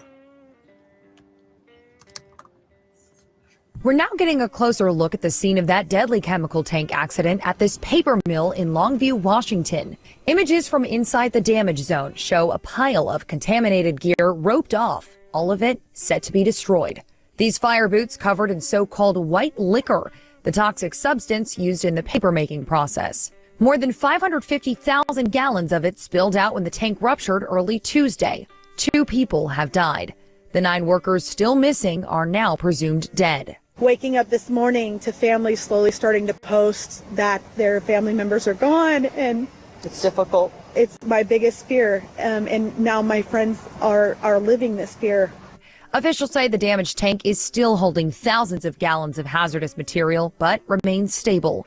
Some contamination has leaked into the nearby Columbia River, but the EPA... Yeah, that's such bad news. That's such bad news. Says no effects on the river have been observed, although... I mean, what do you mean? What do you... About a dozen dead fish were found in nearby ditches. Crews... well, isn't that enough of a sign? Are now flushing and diluting water in the ditch system to help prevent further contamination. State environmental officials say local drinking water supplies have not been affected. Man, look, I didn't realize, look how smashed up these cars are. Jeez. As for what caused the tank to rupture, that remains unclear. Hannah Battav, ABC News, New York. I mean, it's impossible to tell just from looking, but it looks like the whole fucking complex is all rusty and broken down, man. I think just by having to glance from afar at the whole complex, it tells you why the damn thing. Anyways, give me 1 second. Let me pull up the press conference. I will say that it seems like the officials and the EPA is there in full force. Thousands of EPA agents there, Environmental Protection Agency representatives, and I have confidence in those men and women. I have less confidence in local politicians, but it seems like the those doing the investigation and the local police chief and all of that, they're all doing a great job. They probably haven't slept since this happened. And remember, there's still 9 members of their neighborhood that they can't find. So 9 different people. Just think about the ripple effect. How many families are affected by that? So it's an incredibly tragic event. All we can hope is that they didn't experience any anguish. Anyways, let me pull up the press conference here. I will say that they're doing a pretty bang up job. I'm not going to lie. The best they can do, all things considered, All right, so this is a little bit lengthy, but I think it's important that we stick to this story and see how this works out. So let's give it a look here. Washington officials give urgent updates on deadly tank, and this was posted 2 hours ago.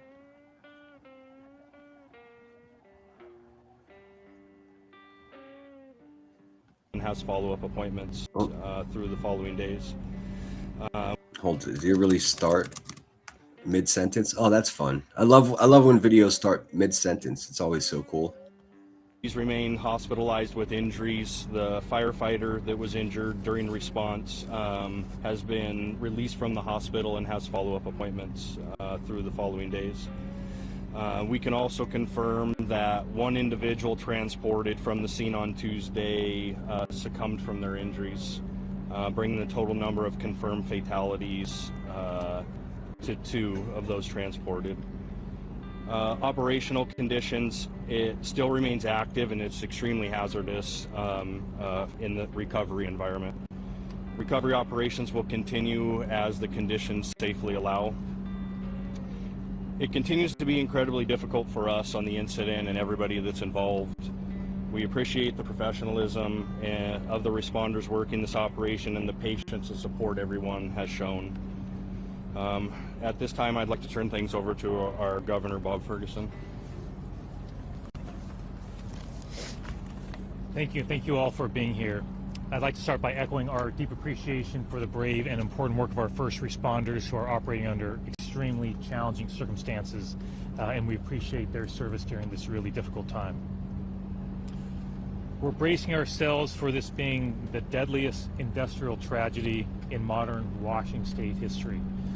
When you have a tragedy of that scale, the impacts on individuals, on families, and on communities is is profound. I want to extend my deepest condolences to those who have been directly impacted by the loss of a loved one during this extraordinarily challenging time.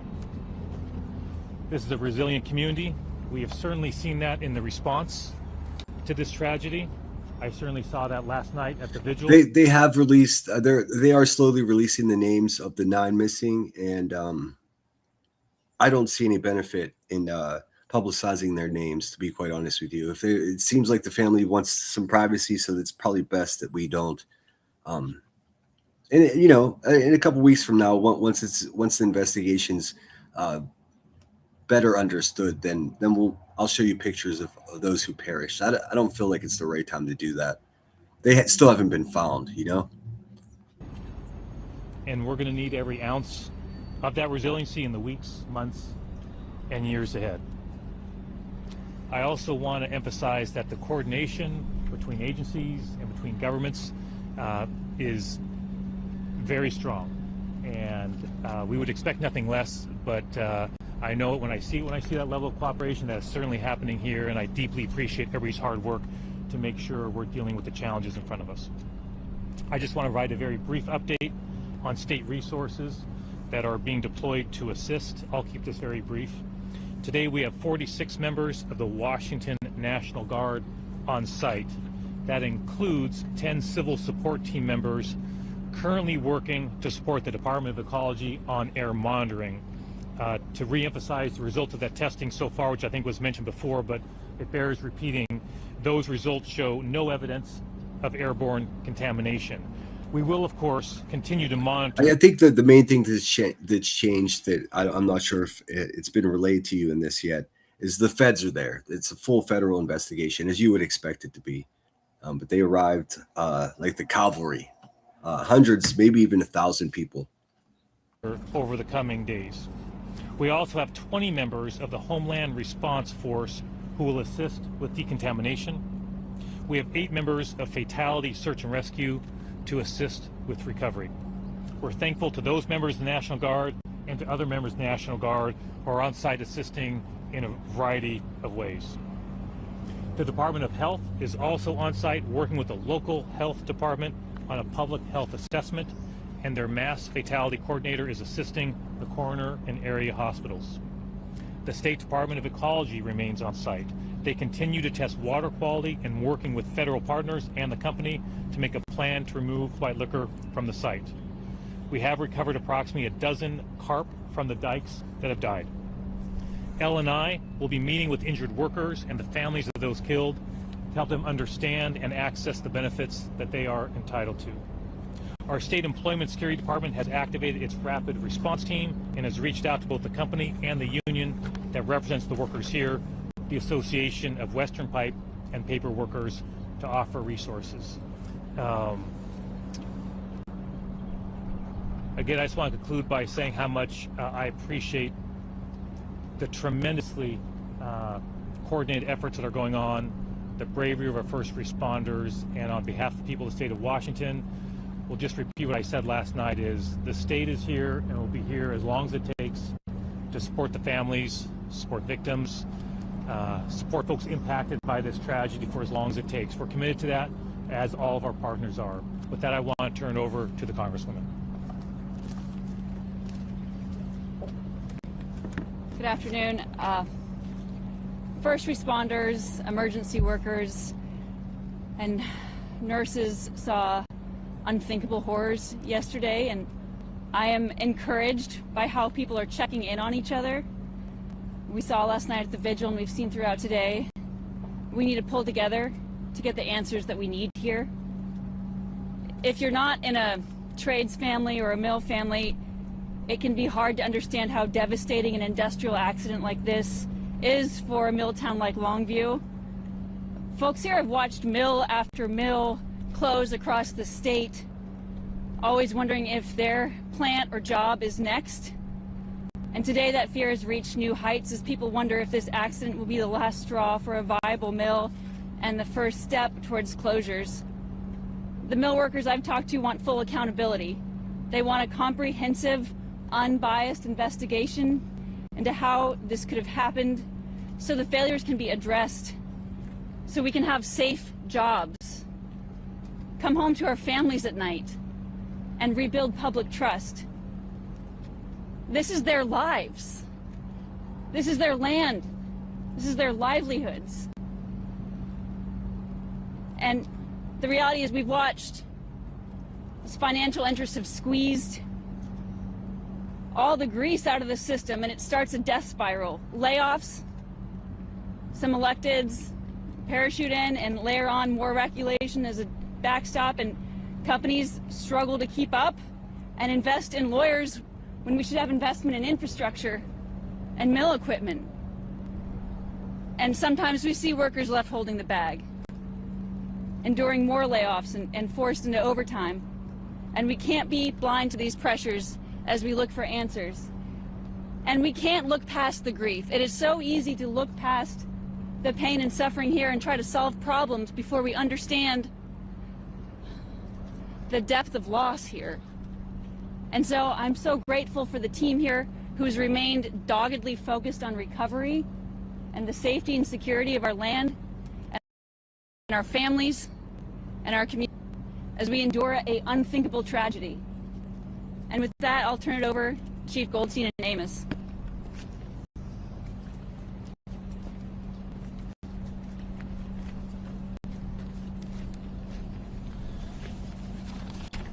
In opposite fashion to how we operated here. Hold on a second, guys. Hold on. I have to listen to my audio on my phone really quick because this video seems like it's glitched. Chief Goldstein and Amos. Okay, it looks like the audio is okay. It's just the video. I don't know why it's doing that. I apologize. Today, we're going to operate questions from our left towards the right. Please identify your agency and your question. We will attempt to answer it and provide your response. Anna Griffin from the New York Times. Can you talk a bit more about what the water quality has found? I've heard contamination in Columbia and dead fish. Can you give us a little bit more on that? So the question was talk about water quality. Oh man, I want to hug this guy. Do you notice what just happened there? This is what happened. Should happen in all press conferences. A media journalist asked a question. The fucking microphone didn't pick it up. This man's a professional. He repeats the question before he offers an answer. So we're not all like, what? Brilliant. Brilliant. So the question was talk about water quality, contamination in the public, and information about dead fish. So outlined in what we provided was there was a release at the early part of the incident from the site to the Columbia River. Additional information is being worked to classify or quantify that. As we developed our incident today, we created an environmental group which is being headed by City Public Works, which has all of our environmental agencies, meaning Ecology, EPA, the Diking District, Public Works, and the other support agencies. Those folks have been made aware of that question and that concern and those reports in the dikes. We have what we stated a moment ago, that concern and that remaining statement for all folks along Industrial, and then I'm here, guys. I just want to let this play because it's quite a long press conference, and I want to show it all to you. So I won't be talking too much, but I'm right here looking at chat if you need me. Up the dike along Prudential and towards Memorial, stay out of those areas. A key part of our activity this morning was the development of a plan to treat and to address the concerns of that remaining water in the ditches. I want to state what was provided by the Diking District team. They turned off their pumps at roughly 8 a.m. yesterday morning at the request of the site personnel here when the incident started. So those pumps from the Diking District have not been moving that material out of the dikes and further on. Bear with me. Okay? Oh, sorry, you said something. No, you're fine. Devin Haskins with KGW News. What happens with the 25,000 gallons that you guys think is still in the tank? And is anything on the ground hindering efforts to get closer? And do you guys see anything with the naked eye or through the drones of any recoveries The journalists, they need to give the journalists a mic. It's crazy. That are there that you just can't get to. All right, I'm going to paraphrase your question for everybody else. It's a question about the remaining product in the tank and the concerns of that, as well as what do we see pertaining to the recovery of the plant staff. The remaining roughly 25,000 gallons is contained in the tank, is leaking slowly out of the tank, slower this morning than it was yesterday evening, and that has reduced our concern of the leak of or the quantity of that tank. We believe, and our information provides us, that the amount of material in the tank remains on the opposite side of the tank from where the leak is. So that is what gives us a factor of safety that we were able to operate today with folks. It's really difficult to, for me, it's always been difficult to like comprehend the amount of water that can be contained in a tank like that. I had an experience that made it very understandable to me. I had a neighbor that lived upstairs from me, and he had a water bed. And you just imagine, you know what an average size, queen size water bed is. It's a big chunk of thing, but you would never imagine how much water comes out of that when they break. Like, it flooded the whole fucking apartment, dude. It was the craziest thing I've ever seen. And that's just one contained capsule of liquid. That tank there had 900,000 gallons. Pausing for the cause. Casey Jones going by. 900,000 gallons.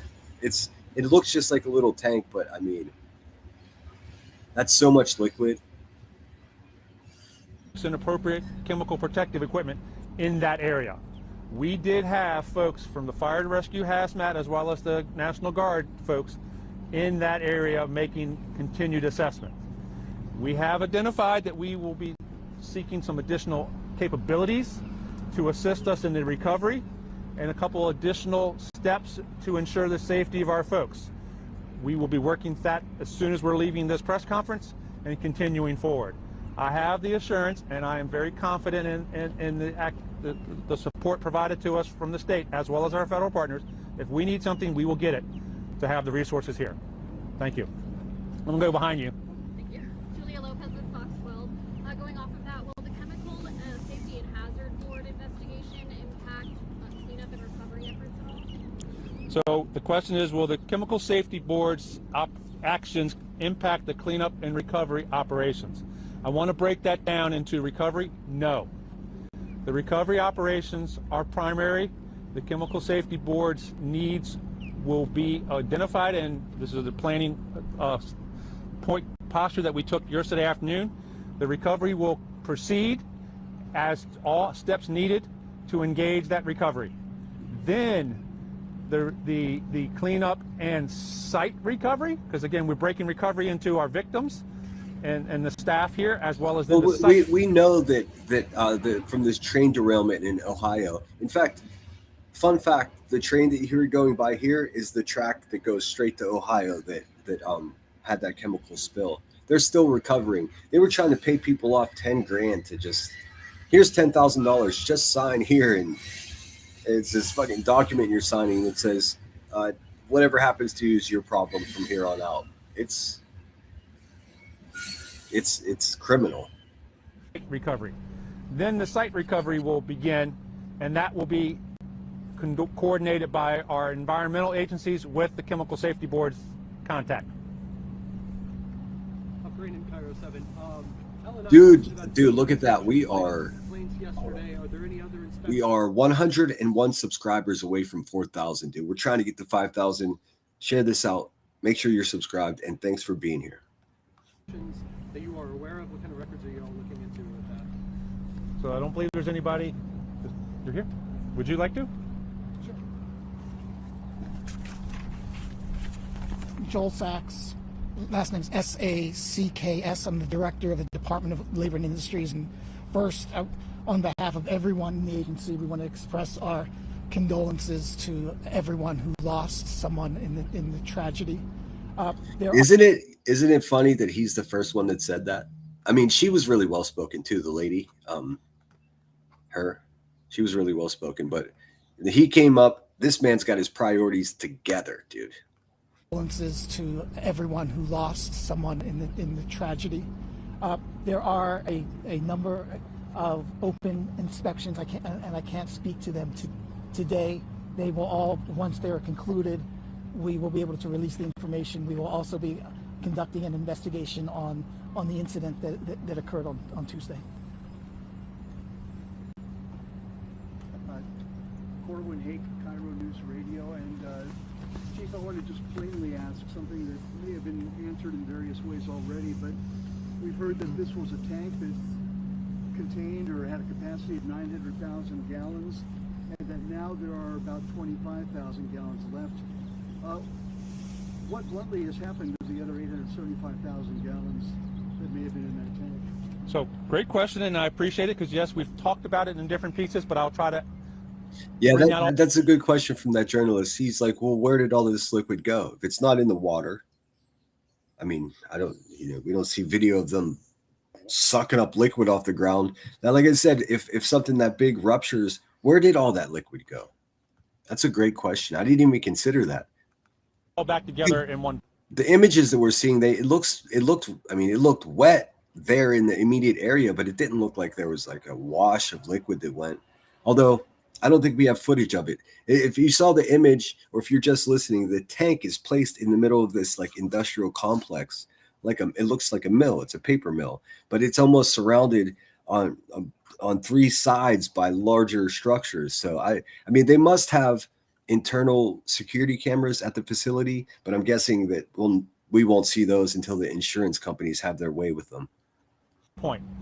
900,000 gallon capacity. It was believed to be roughly 60% full at the time, so I'm going to say 600,000 gallons. Okay.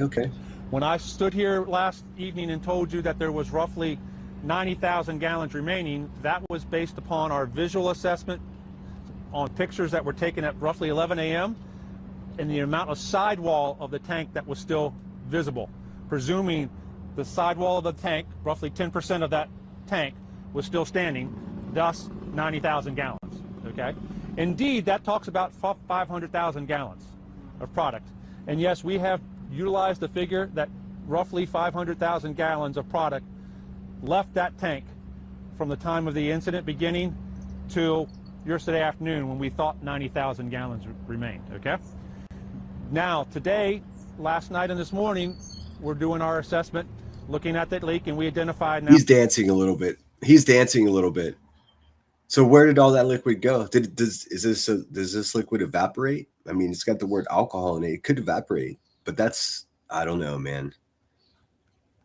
Roughly, conservatively, 25,000 gallons. So you would articulate and be fair to say that roughly 570,000 gallons of product left the tank. The specifics of that will come as the root cause and the root factors are determined in the future. But that's how. I mean, it went into the fucking river, dude. Like, what are we doing here? This is it's so brutal. How we did our math, and that's how we did our risk calculations based upon what we knew, what was known, and what we saw. Is that helpful, sir? Based on that, you're confident that there remains no risk to the community from the spill? The product that is left has been engaged on the facility, as well as the components that we talked about with high pH levels in the components of the dikes across the street. Okay, so he asked directly again the same question. You said X amount of gallons of liquid left this, quote unquote, left this tank. Well, where'd it go? It went into. I'll show you images as well. They have like these retention ditches that have water. And they had fish in them, and that's how they were able to see that, it did get into the water there. I would love to see video. I mean, I hate to see any kind of like people, in tragic situations, but specifically just to see where that liquid went. I mean, they must have footage of it.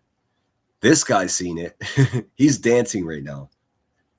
With high pH levels in the components of the dikes across the street. air monitoring has been established, and there is no air or community-based risk. And I said earlier, there is no risk to the Longview City water supply. Okay. Thank you very much. I mean, he sounds like a sincere guy, but I mean, he also sounds like he doesn't believe what he just said. You tell me. The Longview City water supply. Okay. Okay. Thank you very much. I need a back rub. What's happening? This was a chemical tank implosion that occurred in Washington State, southern Washington. What do you say? Longview, Washington. It's on the southern border of Washington or northern border of Oregon, depending, Oregon, depending how you look at it. So it's a paper mill. It's a very caustic chemical. 9 missing people, 2 have already been confirmed, passed away, and a couple dozen people injured, still being treated. And this happened day before yesterday. River people should stay away from. I know you listed industrial and several streets like that. And also, how did people go missing, and what are emergency responders doing to keep themselves safe and to also recover those people? Okay. Question was areas of the Columbia River. Question was how did people go missing, and what are emergency responders doing to keep themselves safe? I mean, you guys must be curious. That's a good question, because I mean, if you look at images here, let me, I'll make this a little bit smaller, and I'll put an image of the site up above him here, so you guys get an idea. It just looks like the side of the tank ruptured out. How did the people go missing? I mean, something Cheese said in chat not long ago has really got me freaked out. The component of the Columbia River is one that the Coast Guard has been here from the beginning with us, as well as our ecology and environmental protection team. They are working those informations, but they have not provided anything to the Unified Command about concerns in the Columbia to avoid and areas to stay away. Okay? I don't have that information to share with you, ma'am. I don't. I would tell you if I did. The areas that they're speaking of to stay away from currently now are to the north in the industrial way from Washington Way to Prudential. Those are the parameters that we set to stay away from those. And those are the dikes, the ditches, as part of the diking district number 5, where signage was put up. Now you asked part 2 was related to how are responders keeping, part 2 was about how did the people go missing. This was roughly 7:15 in the morning. This was a shift change time. Shift change occurs at 7 a.m. So there were people in this area. This was an administrative workspace. This was a break room space. There were operational spaces. So I would not say how they went missing. They were operating and they were in their workspaces when this blast occurred. Okay? We had both 9 people injured and transported from the property, as well as the 9 unaccounted for. And then last question to your point, how do the responders keep themselves safe? I've outlined that it's chemical protective equipment, the right safety gear. We have what we need. We do not have a need, or we do not have a lack of equipment for that perspective. I want to be clear with that. And then additionally, we talk about air monitoring, water monitoring, liquid sampling of our folks and what we're engaged with on site, and the emotional and the behavioral health of our staff. That is a full spectrum that we're supporting from there. Brian Wood could speak on the Columbia River. Okay. Mr. Brian, would you like to expand a question? Yeah, if I could. My name is Brian Wood, BRIANWOOD, Director of Support Services for Nippon Dynawave Packaging. Our records show that our continuous monitoring for pH on our outfalls that go to the Columbia River showed spikes of high pH material at roughly the initial incident at 7:15 in the morning, and then approximately 2 or 3 hours later, there were 2 spikes of high pH material that went from our plant site to the Columbia River. I mean, he just really dressed up the sentence that it should have said, like a bunch of this crap went into the river. Like 2 spikes. So it was the initial collapse, the initial implosion, and then it was probably a secondary collapse of the tank, causing more liquid to spill out of it. this is highly sus. Well, I mean, I don't think it's sus. It's just it's a clear indication that, I mean, where it is true, this isn't technically infrastructure of our country. This is indicative of I mean, almost every medium-sized town, and of course, every major city has dozens of these ticking time bombs sitting there. You know, all we can hope for is that it's studied properly, it's understood what occurred, and then the reverberations of this go to all similar companies and production, you know, networks. So all we can hope is we can, you know, try to prohibit it in the future. I don't feel sus about it. The timing is weird, yes, but this is not like a 9/11 level event. This is, I mean, many much larger stories have happened since then. They're describing it as the biggest catastrophe in Washington. Not very much has happened there in Washington, you know. And on the grand scale of things, this is not even probably in the top 1,000 you know, accidents that happened in the past few years. But it seems like it's the number one story because I've been focused on it, but I think in the media it's not really even getting that much attention. So if what you're trying to say is this is a distraction from something, I don't believe so, because I don't think anyone's distracted. In fact, no one's even talking about it. That information was reported to Ecology as required by our permit. You've also heard discussions about the material that transited our site via the storm drains, went to our north ditch along 432, and then from there went over to the Consolidated Diking Improvement District ditch.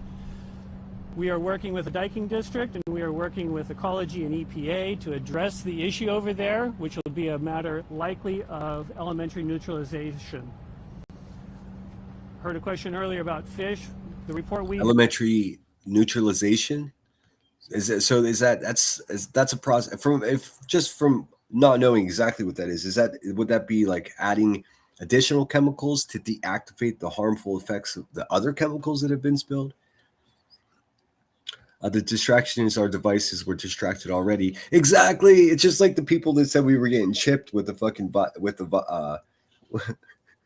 the jab that we all had to get. Listen, man, why would they waste billions of dollars developing chips that they can put all of us if we're willing to fucking have a radiating cell phone against our nutsack all day long? Like, we willingly carry the tracking device already. The government doesn't have to put something inside of us to track us. We do it willingly. It's right here. Ask Samsung, they know. have is that some of the carp that reside in that ditch were affected by that high pH material. Thank you, Brian. If I may, on behalf of NDP, and not to horn in on you, Chief, I appreciate you being here. On behalf of NDP, these are our people. We are focused on our people. We are focused on helping our responders. Everybody seems sincere. When they start saying where did the chemical goes, where did the chemicals go? Then you see some dancing. I hate to cut into this because this is a 40-minute press conference, but we're gonna just do it. We're gonna do this thing. It doesn't matter how long it takes. This facility was just a few things about this place. It was built in 1953. It was operated by Seattle-based Weyerhaeuser for decades until it was acquired by Japanese-based Nippon Paper. So it's a Japanese company, interesting, which formed the U.S. subsidiary Nippon Dynawave Packaging to run the site. Nippon, Nippon, is just another way to say Japanese. According to the federal and state regulators, the facility has documented a history of workplace safety citations and environmental violations in the years leading up to the tank collapse. And let's see here. 2021, the company was issued quote-unquote serious violations after inspector found employee working on a platform more than 4 feet off the ground without. Okay, so that's OSHA shit. That's not really structural integrity shit. Anyways, I'll have more about this location. So it was procured by a Japanese company. And even the fines that were levied against this company in 2021, it was not even $3,400. So, and that's OSHA shit. Like some guy standing on top of a ladder trying to reach for a light bulb or something. find and recover those people. That is our focus today. We are profoundly grateful for the people behind me, for the responders and what they've done with us and for us, and we are profoundly grateful for the assistance and the cooperation of the Association of Western Pulp and Paper Workers. They have been outstanding in their support to their members and their support to us. Finally, we will cooperate to the maximum extent that we can with the investigation. It is our duty and our obligation to do so. We look forward to a full and complete investigation. Thank you. All right. Thank you, Brian, for that information. Indeed, we want to get the questions. I'm going to continue around. My goal is to be able to accomplish this in the 10 more minutes. Fun fact, the Environmental Protection Agency, I'm not reading from notes, I just know this. It was basically, it was spurred out of a book written by a Pittsburgh woman, someone from my hometown named Rachel Carson. You know, those 3 yellow bridges I always show you when you see the skyline or, you know, drone shots of the city of Pittsburgh, you see those 3 yellow bridges or golden bridges, however you want to say it.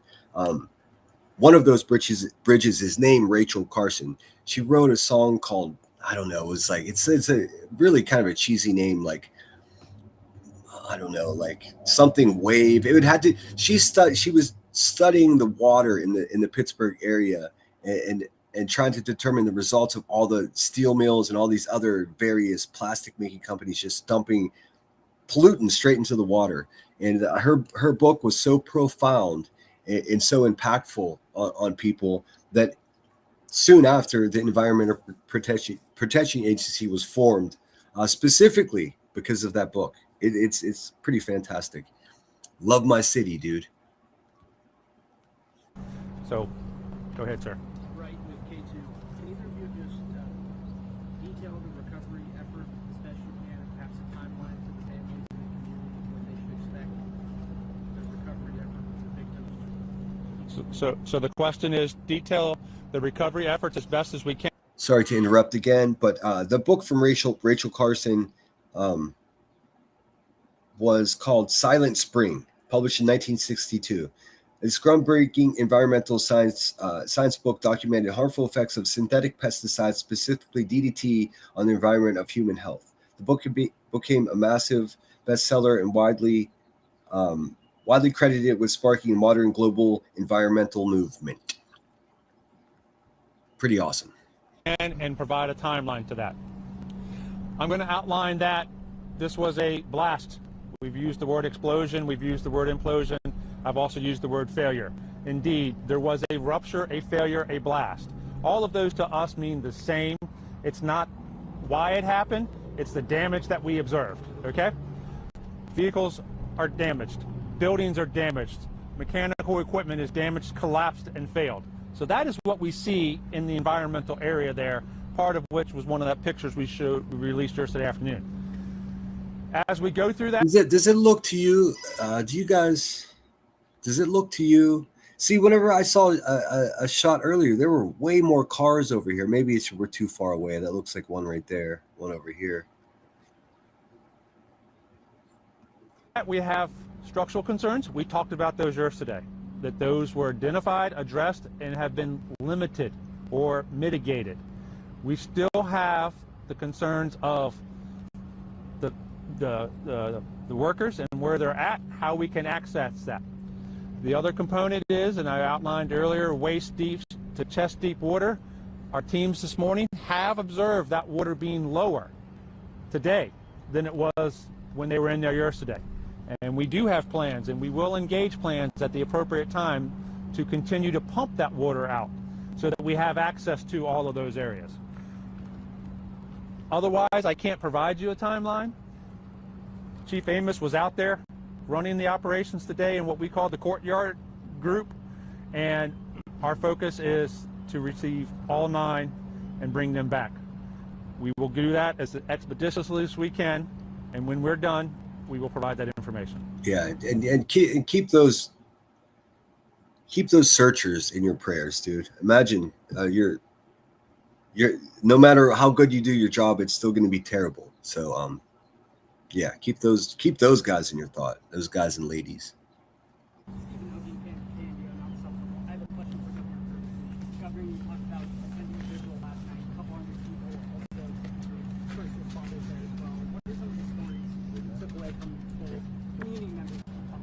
Oh, so the question for folks here is about the vigil last night. Kind of was my every single question has been repeated by the podium. That's incredible. They should take a lesson. All press conferences should take a lesson on how good these people are at it. Away from that, from conversations, I think what I would say is, and many folks here were obviously there last night, is the scale and scope of the tragedy. I think I mentioned, this is certainly to be the deadliest industrial tragedy in modern state history. Anytime you're talking about something of that scale and scope, the impacts are profound. I can't tell you how many people I've spoken to who I work with who have some connection to somebody who lost their life here. And obviously for folks who live here and this is their home, it's, at a moment like that, it's hard to capture the emotions which are, which run pretty deep.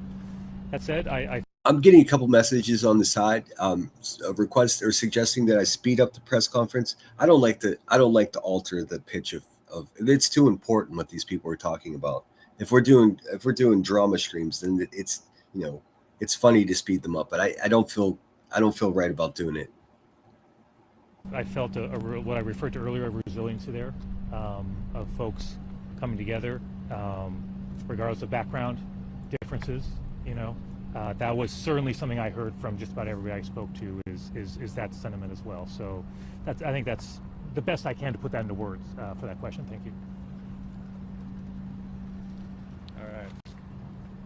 Joey Vodka with Point 6. You mentioned the break room, you mentioned the shift change. Are you able to give more context as to where the people that are still unaccounted for were in relation to the tank when it ruptured? And also, was this captured on any on-site surveillance camera? And if so, will that be released at any point? Question is in relation to the identification of a break room and the maintenance area and the staff area, where were the folks there and in relation to the blast? That is information that has been collected and is part of our amassing our plan. It is one that still is developing. Some of our information has come from some of the... What we look for in a situation like this, or what I look for in a situation like this historically, is the interviews with the employees that were at close enough proximity to say what's going on. Oftentimes these come in the form of a whistleblower saying, hey, wait a minute, and their official story isn't really jiving. Of course, at this point, they've probably all had to sign NDAs and this type of thing. This becomes a legal circus. Ultimately, that people are forgotten, and it becomes about corporations and money. Co-workers that have been transported, but that is, again, the natural workspace for these staff, and that's where they were at that shift time. And I'm sorry, what was the second part? Was this captured on any on-site surveillance, and will that be released? Thank you, I'm sorry about that. No, there was no, the complex has a very robust video system, but this was not captured as we are aware of on any recorded. Fucking bullshit, dude. You have a 900,000 gallon tank with some of the most toxic chemical fucking compounds, and you don't have a camera on it. That's not, I'm just going to say this. That's not fucking possible. That's not possible. Video information at this time. Okay. Joe Song with the Seattle Times. A two-part question. Number one, to clarify, the 9 unaccounted for, do you know their locations in the site, and what additional equipment will you need to go retrieve them? The second part of the question is, there was some talk last night about some PPE that failed on your officers or was damaged as they were coming out. We also heard reports that a hospital may have gotten contaminated by the way because they weren't prepared for the road. The PPE you have, was it up to the job for an accident or just tank? So that's a two-part question. I'll take the first part. Matt, take the PPE part.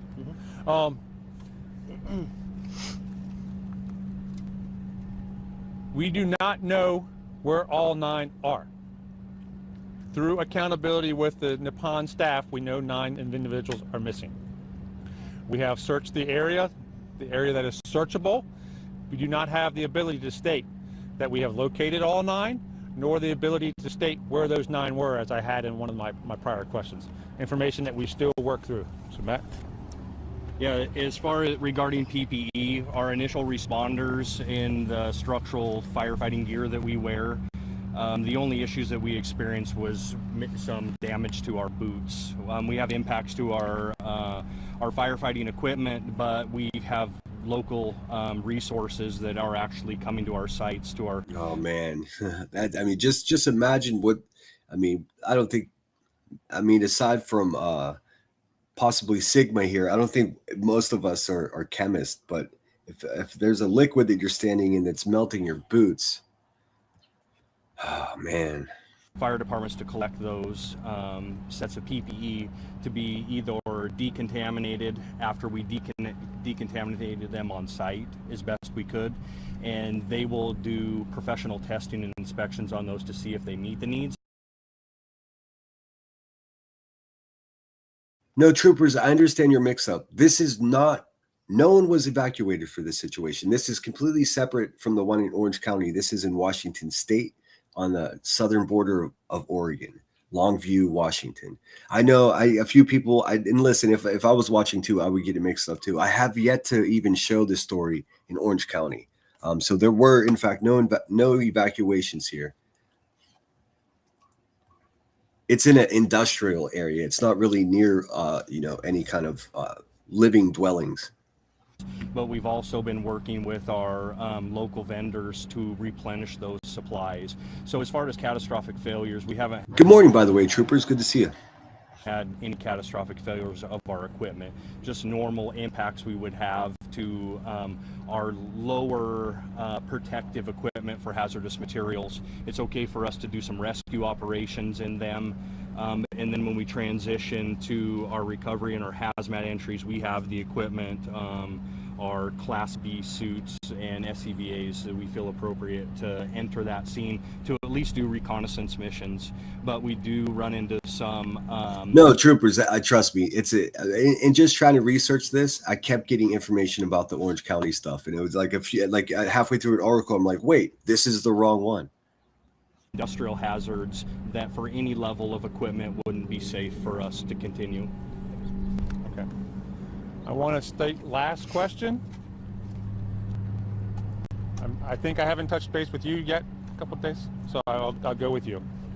I know there's still a lot of people injured. Can you give us a range of the injuries? There's triple blast, inhalation, and then we know what was happening at the time. We mentioned a shift change.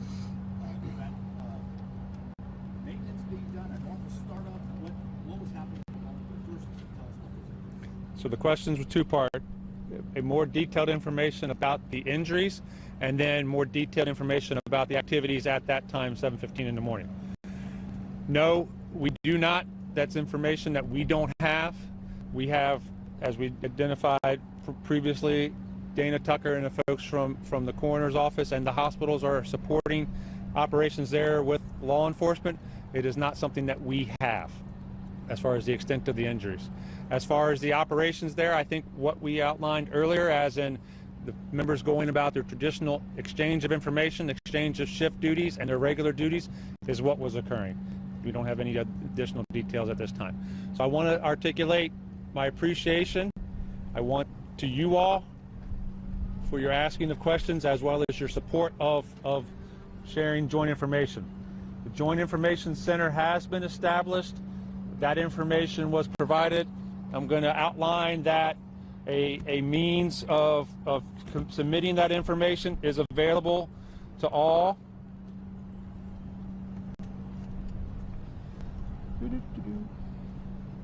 Send your email inquiries to the abbreviation JIC for Joint Information Center at ECY for ecology .wa.gov. So that was JIC at ECY.wa.gov. We do not have a established time for the next cycle of information. The JIC will provide that out to you. I appreciate your time. Let us now return to our teams that have continued to work so we can support them, support our operations. No. The local press said you had a shot.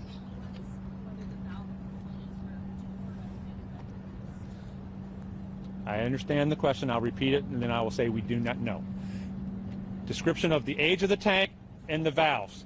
That is something that we do not know, and it is something that some of our team have asked, as well as the director said, Labor and Industries will look at in the root cause. Okay? Thank you. Bear with me. Andres?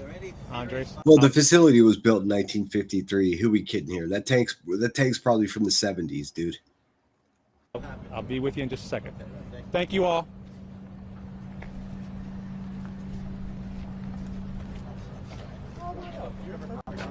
It's a good press conference. I mean, I love how they repeated the questions they were being asked, man. That's so clutch. It's so clutch. I wish everyone would understand to do that.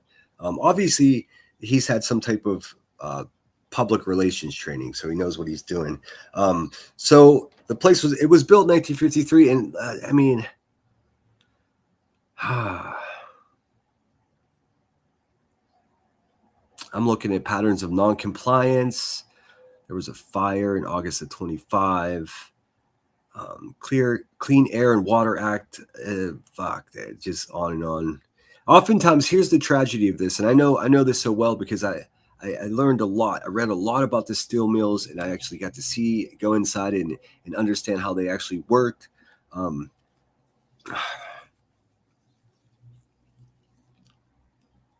don't know, man.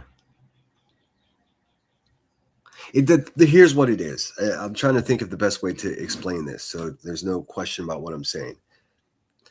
It's less expensive for these companies to pay the fines if they're dumping garbage into the water source, whether it's drinking water or not. It could be fishing water. In any case, it doesn't matter. If it's less expensive for them to just pay the fine than it is to properly manage and handle the substances and liquids and whatever kind of chemicals they have there. If it's cheaper just to dump it, what I'm saying is the fine should be way higher. It would force them to cause quality control, maintenance, all of that. But if it's like, well, not in this situation, just with any company that's producing hazardous waste in any way, it's less expensive. It's getting better, but historically it's been far less expensive to just pay the fine and keep dumping. It's not, they don't even physically stop you from dumping. It's just like, well, if you're going to do that, you have to pay us. It's crazy. It's crazy to me. It never made sense. I'll never understand it. So that's that. And we'll get back to that. I've got my AI Google alert set up. So if anyone in Longview, Washington sneezes, I'll know about it. So if there's enough sneezes to build up, we'll revisit it. We'll update it no matter what. All right. So pretty heavy story. So let's break it up with something lighter. Out in Sedona, Arizona, there's this one little restaurant, one tiny little restaurant. It's a restaurant I loved as a kid, has a clown for a mascot, fucking McDonald's. In Sedona, there's one of a kind McDonald's. There's a McDonald's in Sedona that there is nothing like anywhere else on earth. They broke away from using the traditional yellow arches for their symbol, and it's more like a seafoam blue. It's the blue McDonald's. There's only one of them. And I'm dying to show you this. I'm an artist. I love color. I play with color. It's important. This was so cool when I heard it. I don't eat McDonald's so much anymore. I did the other day. But in general, I don't eat it because it's not really food, just so you know. But it's, stuff that's not bad for you oftentimes tastes the best. So I destroy myself with it occasionally. So let's have a look at the blue McDonald's. If you're from Arizona, you're probably fully aware of this. I had no idea. I saw how I found out about this is Nike and McDonald's did a shoe together, and the arch was blue. And I'm like, what the fuck? Why would they make it blue? Because I'm always interested to see how, how designers design their shit and what colors they're using. It's pretty interesting stuff to me. I know for most people, it's like whatever. And then it was like, oh, this is the Sedona McDonald's. So I'm like, what is the Sedona McDonald's? Oh, it's the only McDonald's that's blue.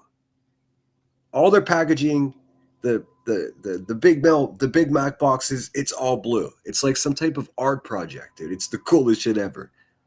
Let me stop sharing that. Oops. Okay, so let me pull up the blue McDonald's, and then I just have a couple more stories for you. I'm going to try to keep these morning news live streams to 3 hours if I can. 3 hours from 7 to 10, 3 hours from 5 to 8. That's going to be the plan. I'm going to try to stick to that. That's on the weekdays. On the weekends, it's going to be free for all here. I might be on at midnight. I might be on, at noon. Let me just get rid of this right quick. Please tell me somebody in my chat has been to the blue McDonald's. I realize the odds are pretty slim since there aren't thousands of us here, but you never know. I know there's some desert dwellers amongst us. And I think the best way to look at this, there's a bunch, of course, this is like a giant magnet for social media influencers. I'm at the blue McDonald's. Bruh, I'm at the blue McDonald's. Comment below. So, but I mean, let's see. Why am I typing like that? Jesus, sorry about that. No, you're typing like I'm in a fucking cartoon. Okay, here we go. Let me try to find a good one. Well, we're gonna watch a couple of these videos because it's pretty cool. It's Seafoam. It's Seafoam. Let's see here. And I think I might mute this because, I mean, this is what always gets you. Is somebody's fucking ABC 15 Arizona will screw me. Let me get.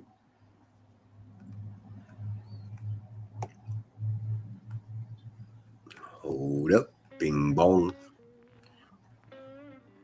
Please let me know if that background music is deafening. I am building a studio as to be able to broadcast live stream more efficiently. Big things coming. At which point I'm going to start wearing headphones. That way I can hear what you guys hear, because I know I may have deafened one or two people here. And I do want to show you a local news story to me as well. My city's crazy, man. There's always some. I mean, if it's wintertime and there's a police chase, every year some asshole tries to run across the frozen river, man. Those are my favorite stories every year. They're almost always rescued. They never make it across the river. Ever. Never do it. They'll just give up. Just put your hands in the air and fucking give up, dude. Or run on land. Oh. Jeez, man. There's a blue McDonald's. Look at this shit, dude. Have you heard of this? Let me look at chat. Please tell me somebody's heard of this. The music is just fun. Okay, thank you. I've been to the first In-N-Out. SGV. You know me and acronyms, dude.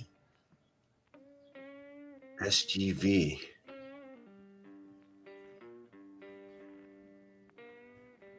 SG, San Gabriel? What the fuck is SGV? Oh.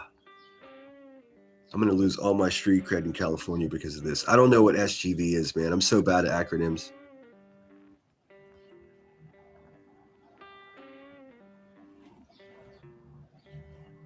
All right, this is like borderline AI slop, dude. Let's find a better video. What the fuck is this? See, here's the shoe. I saw this and I was like, oh, those are the ugliest shoes in the world, but why the fuck's that the arch blue, brah? So yeah, I'll find it. Yeah, I don't like that guy's look. This guy looks like he writes home to his mom. We'll watch him. Oop.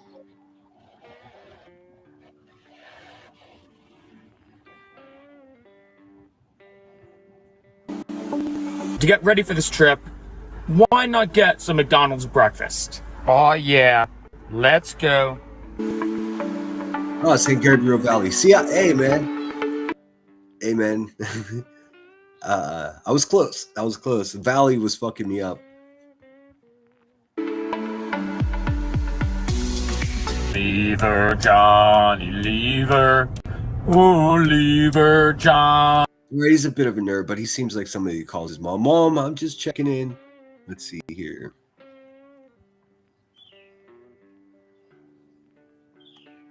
See, this is the kind of look that the police chief in Minneapolis that resigned. This is what he thinks his hair looks like, but then look what his hair actually looks like. Just got to Cortez, Colorado. This is like a rough halfway point between Denver and Sedona. Got here about like 5-ish p.m., so it's still super early. So I figured might as well go around. I'm less interested in his personality and more interested in the blue McDonald's, bro. Oh my God, does he even get there? Look, the video's 3/4 over. He's still driving. I guess the McDonald's was the least interesting part of his trip. There it is. Look at that bitch. Oh yeah. Oh man.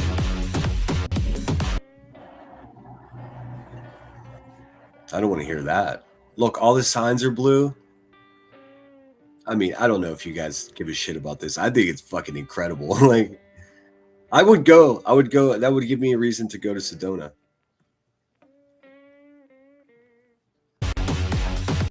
So the choice of song is just nightmarish, though. Okay, here's my thing. Was it worth it? 100% yes. Now I did. Why'd he zoom on his mouth when he said yes? All right, enough of this guy. Okay, so here's my question. So, you know, like the Hate Ashbury sign in San Francisco, they have it fucking locked down with like, I mean, there are laboratories designing fucking devices to make sure we can't steal that sign anymore. So do people just go to this blue McDonald's and try to fucking like take all the blue McDonald's shit? You know what I mean? Like, has anybody tried to take the blue arch or what? Let's see here. Sigma says, I've been working on some channel content, taking the actual blood and organ testing results and generating graphs, the egregious effects of alcohol on the human body, abdication and awareness. Hey man, let me know if I can help in any way. I keep calling you man, and I'm not trying to misgender anyone. That's the way I talk. I'll call you dude, brah. Yeah, your own results. Yeah, I mean, if I can help, I did get your email being inquisitive about music use. It's really simple.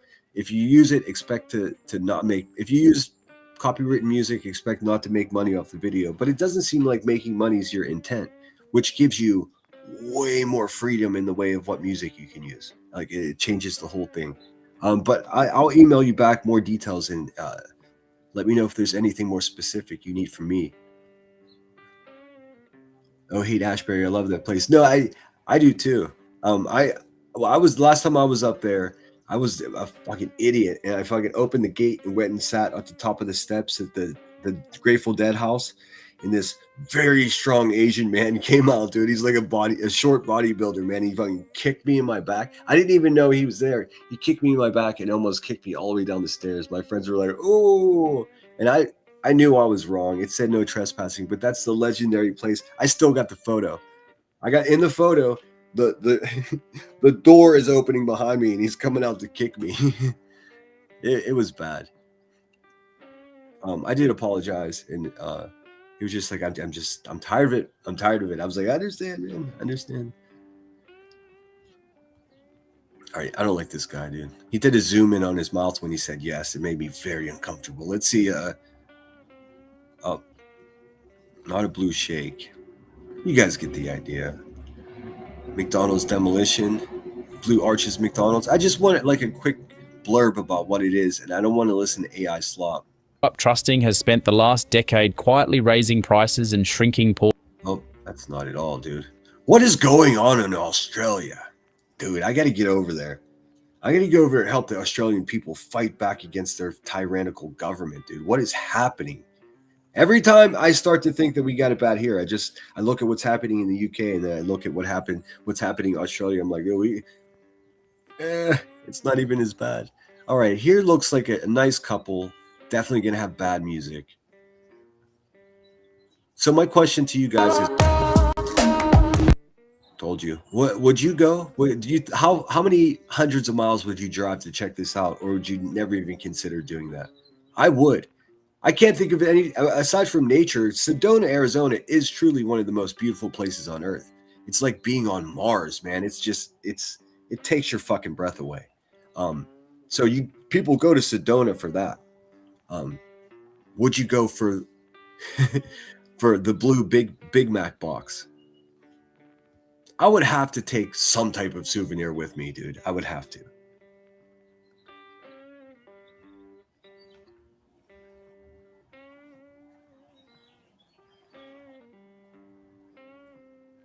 All right. It's funny, everybody that makes these, the title of this video is the only blue McDonald's in the world. And then that's like clickbait, because this is just a family eating and walking in the desert. Where's the McDonald's at? But yeah, this is a good indication of how beautiful it is there. I mean, it's ridiculous. It's truly, I mean, you don't even have to necessarily be a desert person to understand it. Very unforgiving locations, man.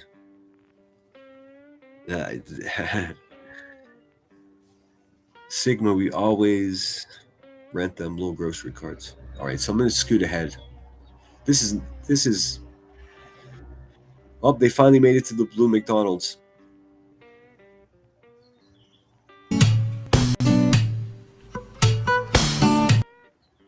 I feel like I have to go to this blue McDonald's just to make a proper fucking video for YouTube, because there doesn't seem to be one. Like, what the fuck? I hate it. I hate it. Do you think Katie Deathbed or Death has a bad music? Someone told me that there was a McDonald's in Arizona that didn't have to follow the franchise rules of the Golden Arches, and instead they had blue arches. I don't know about her voice. I like it. Let's go. Told them they were a bold-faced liar and ignored them about it forever. But turns out they weren't lying.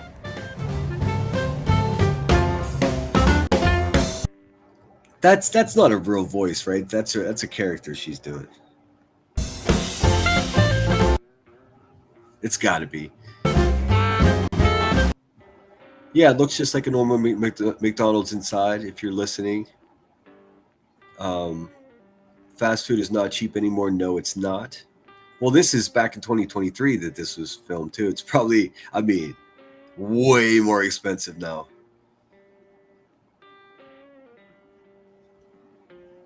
To all internet sources, the McDonald's in Sedona was allowed to do blue arches instead of gold because the gold would clash with the red rocks behind it. Oh my God, that makes perfect sense, dude. I'm just going to say it, man. Have you ever been to Sedona?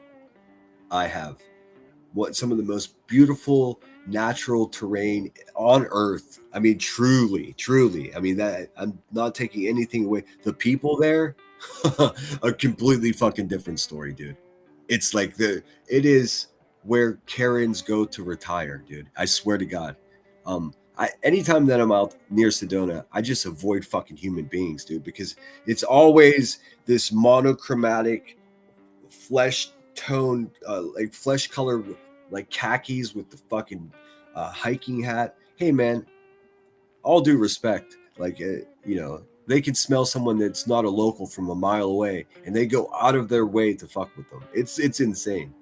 There's a First Amendment auditor group, father and son group. They're called Amagansett Press.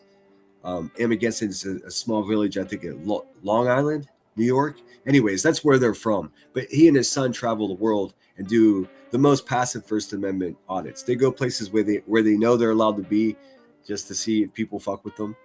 Crystal Karens, that's exactly right, dude. Oh my God, it's the turquoise Karens, man. Absolutely. You know, if you've been out there, and all Santa Fe, New Mexico suffers the same thing. It's one of the most beautiful places on earth. Well, Santa Fe is better than Sedona. Sedona is extremely affluent, lots of fucking super rich people there. Santa Fe is the same way, but they also have working class people in Santa Fe. But I think that's a load of crock because it really wasn't against the Red Rocks at all, and I think yellow would have actually looked pretty good with the Red Rocks. So when I was there earlier this morning for breakfast, their shake machine wasn't working yet because it was still morning, and there was a lot of people. So now I want to try going back through the drive-thru and get my Grimace shake because everyone. Don't drink the Grimace shake, dude. I mean, it's that purple. The only thing that should be purple is like grapes, dude. Keeps talking about it and I want to see it. And by see it, I mean taste it. The shake. All right, we get it. We get it. I mean, let me just, okay, that's enough out of her. But you guys get the idea. I would definitely, if I was with it, I would say within 75 miles. If it was like within 75 miles of some place that I had already intended on being, I would set aside some time to go have a look.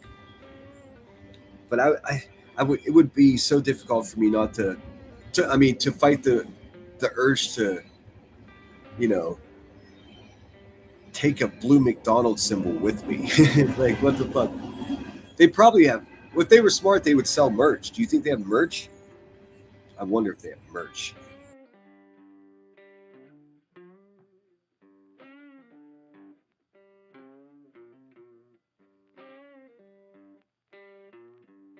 Sorry about that, guys. My cat is just trying to take over the show up in this bitch. All right, so that's that. A nice break up in this stuff. We're 2 hours and 41 minutes. I should have time for one more story. So what? We got the federal NDAs. We got a lot done today, man. We learned about the Minneapolis police chief. We did the whole press conference for the tragedy in Washington. Rideshare companies are unionizing.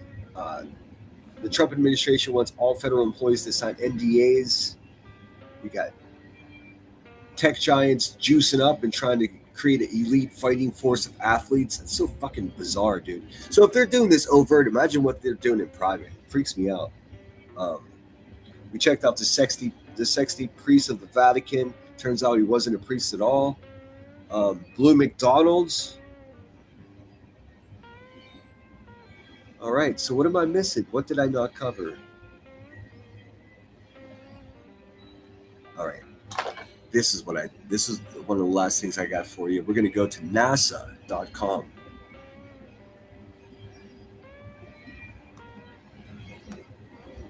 Let's see here.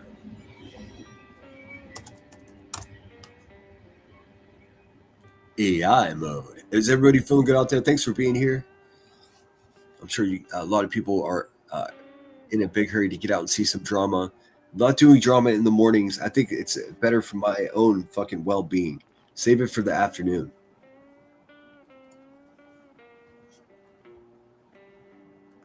I'm impressed with you where coasters being up early. With you where coasters being, what's a where coaster? West Coasters. Oh yeah, there are some West Coasters awake. And so it's insomniacs or people that've been up all night. That's what I said to somebody. You're like, damn. They said to me, damn, dude, 7 o'clock's a bit aggressively early. And I was just like, dude, I wake up at 5:45. So,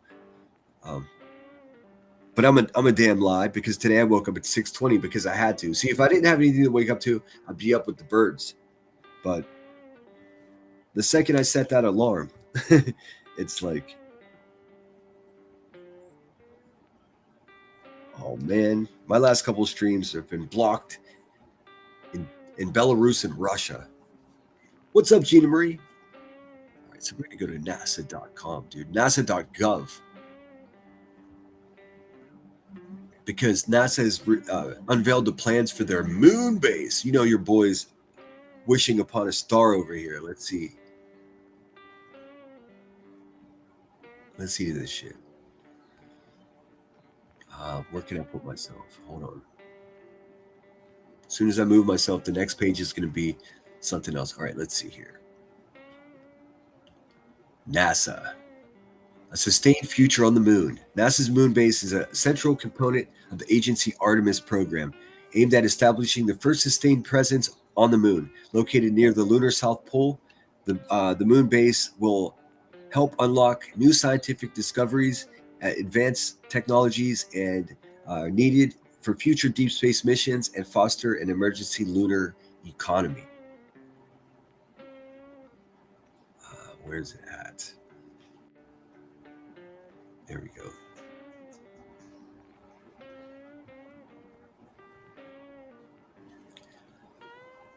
Blueprint for an enduring lunar presence. I know some of you are like, we've never been to the moon and you want to do all that. Please, just spare me. I want to just humor me. If you think it's all bullshit, just humor me. I've always been enamored with the NASA programs and all of it. So don't try to rain on my parade. Let's see here. The moon base will be built through a phased practical strategy. NASA will start with robotic missions, early demonstrations, and technology experiments, then progress towards semi-permanent infrastructure and ultimately sustained human presence. And they have a timeline here. Phase 1, secure, reliable. I can do this one better here. Let's see. Phase 1, now through 2029, secure, reliable access to lunar surface and experiment. 2029 to 2032, establish initial moon base operating capability, and so by 2032, achieve semi-permanent crew presence. I mean, that's still a decade away from any of us getting up there, but still pretty cool. Excuse me 1 second, I gotta blow my schnoz.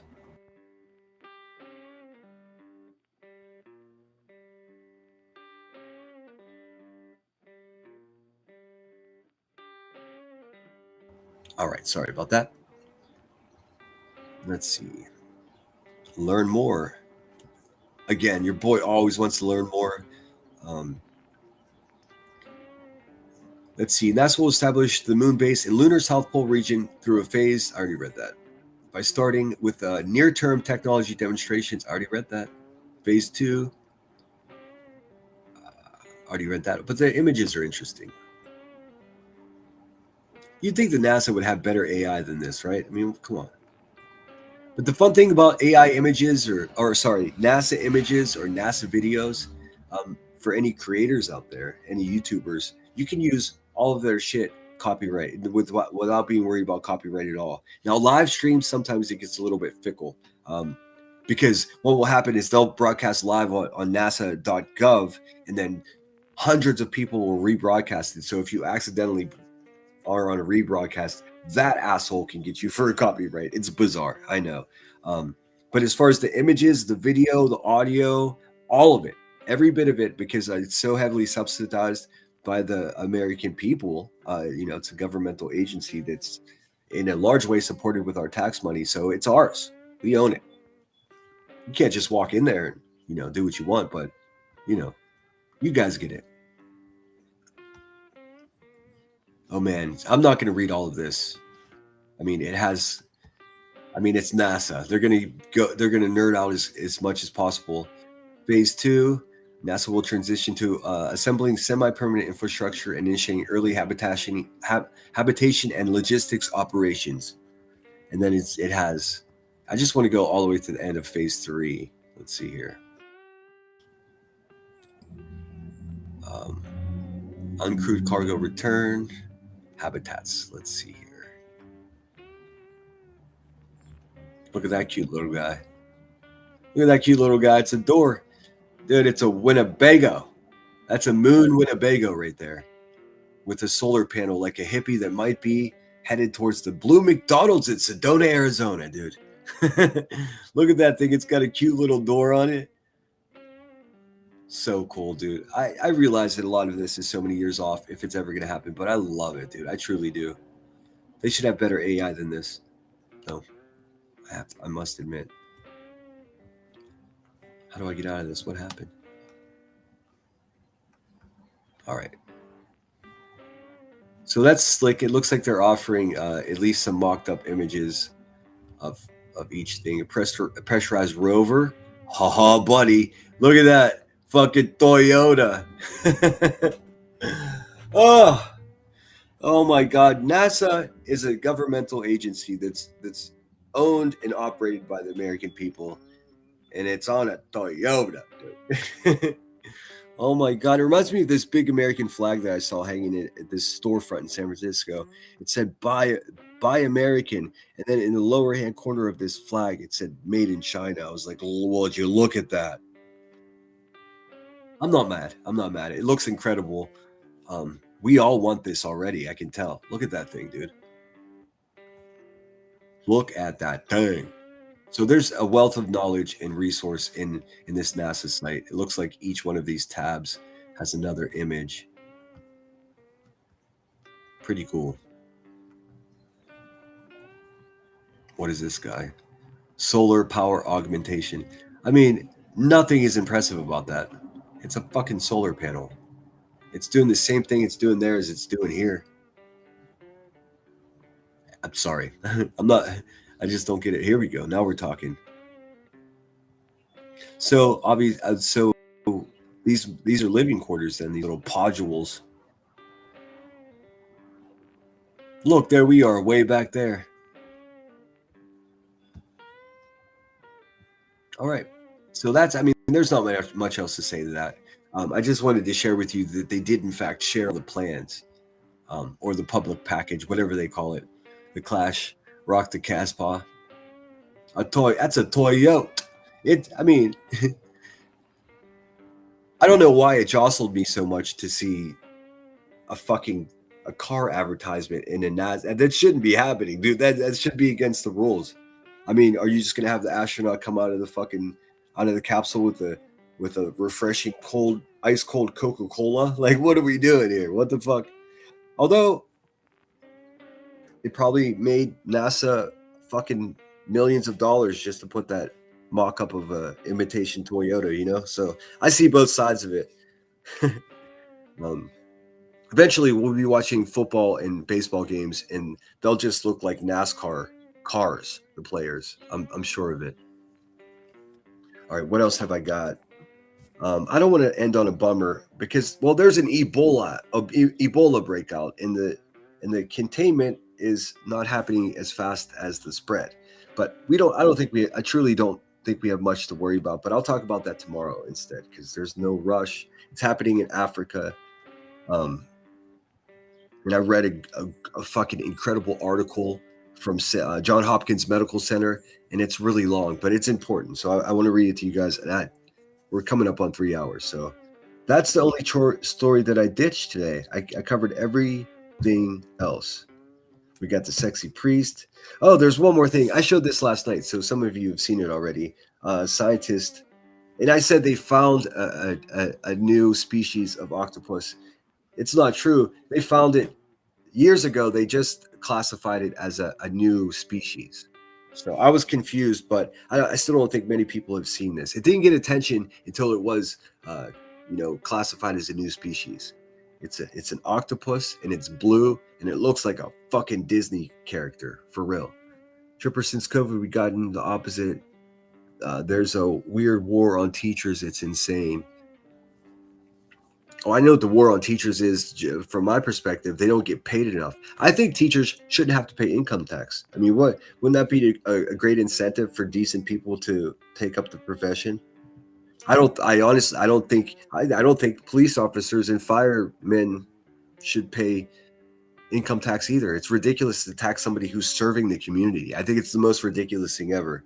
But I got weird politics. Not as weird as the politics in Sedona, Arizona, but a new cephalopod. I can't say it. I can't. Yes, you were here last night. You saw it, but I still want to share it with everyone. It's the coolest little guy.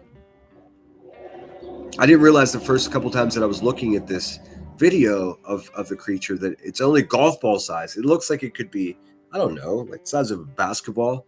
But then the researchers are, I'll show you. It's easier to show you than tell you.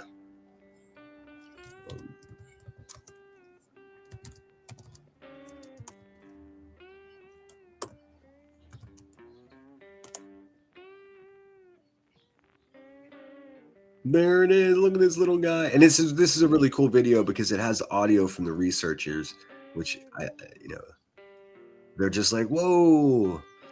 If people, and this occurred, what did they say? 5,900 feet under the ocean, under the top of the ocean.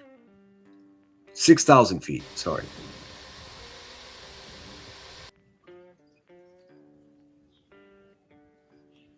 There we go. Hold on. Look at that guy. 6,000 feet. He's tiny. Video, can we come out when we get settled real quick? Yeah, can we zoom in and get the lasers so we can see? Sure. Oh yeah, He's giving us a beauty shot here. Zoom, zoom, zoom, zoom. Ooh. Video. He's the same size as the other one. Pan up a bit. He's looking as big as he can to scare you away. Oh, that's. I'm not sure if they say it here, but the guy's the size of a golf ball. Not his head, the whole thing is the size of a golf ball. Cute.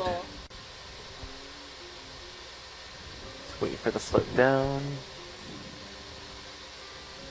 Oh, damn it. I'm in the way. It's put on their backpacks now. They have octopus. Slimier, squishier. Yeah. Yeah. He's like the real world version. Yeah. Great. Okay. Giant. Super. Onward and upward.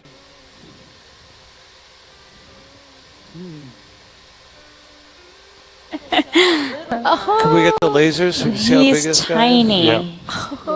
Video, can we come out when we get settled real quick? Bring out the lasers. Yeah, can we zoom in and get the lasers so we can see? Sure. Oh yeah, he's giving us a beauty shot here. Zoom, zoom, zoom, zoom. Ooh. Video. He's the same size as the other one. Pan up a bit. He's looking as big as he can to scare you away. Oh, that's cute. Wait for the slope down.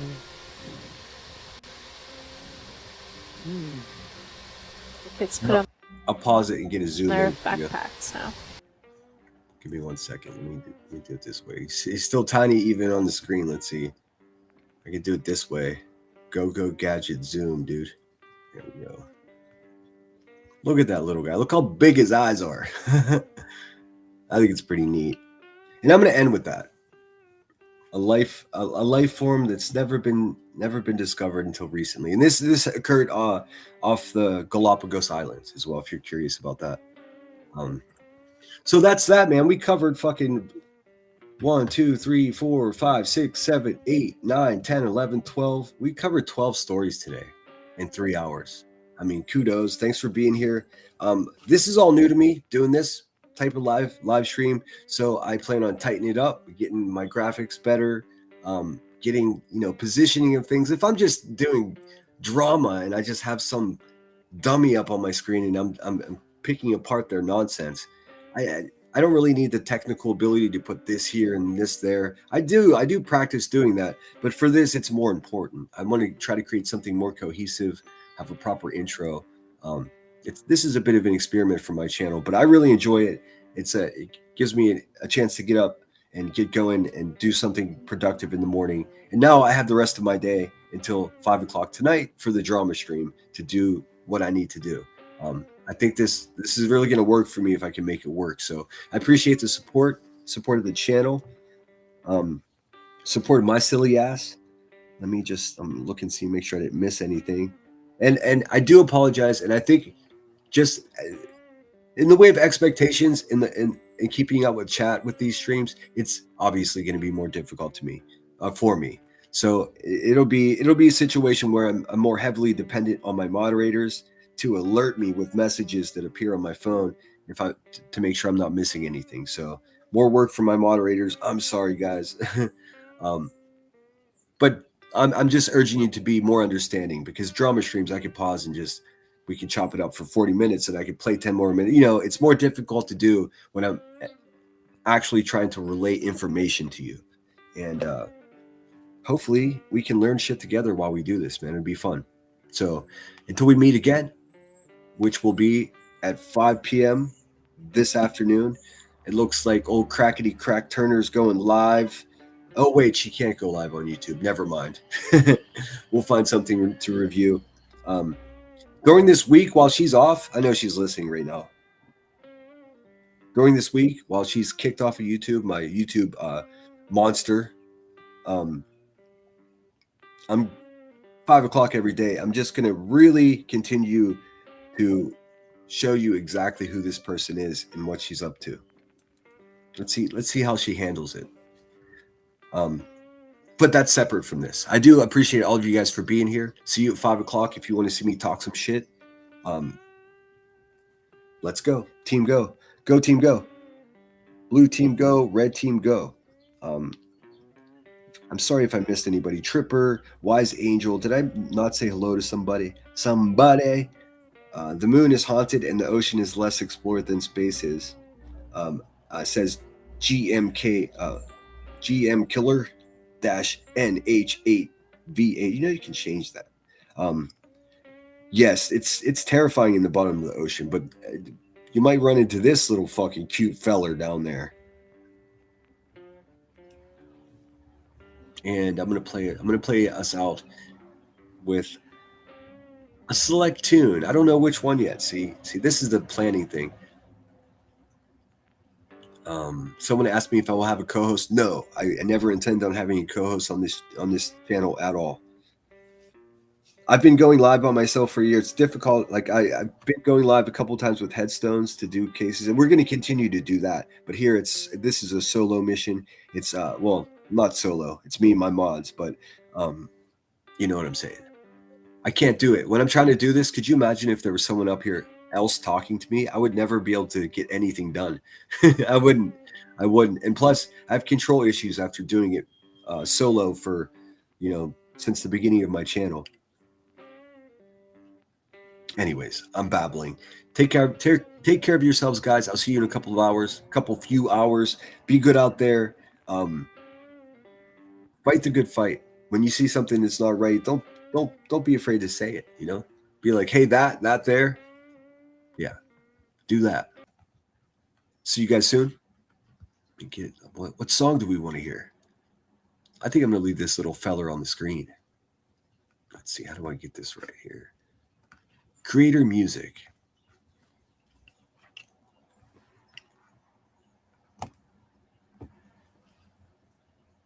Oh, that's cool. That kind of works. All right. I always I have a difficult time deciding what song to play. I do. It's literally always an issue. What do I do?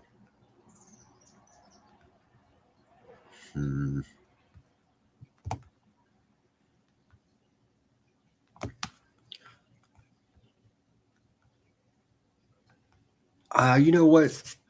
I owe somebody a song from last night, but they're not here, so I'm going to save that. I got their song and everything.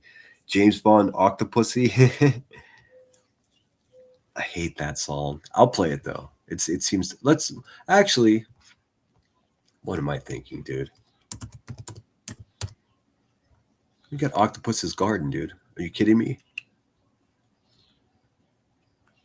We'll have to play a cover of it though. I'm not trying to lose my channel. Here's a version by Ringo Starr. Does it get any better than this? The man who wrote the song. All right, perfect.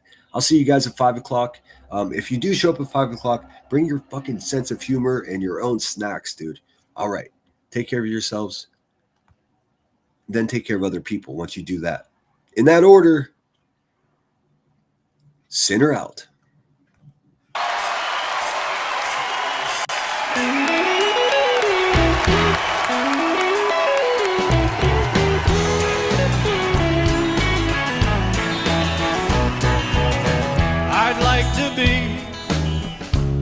The sea in an octopus's garden in the shade. He'd let us in, knows where we've been, in his octopus's garden in the shade. I'd ask my friends to come and see an octopus's garden with me. I'd like to be under the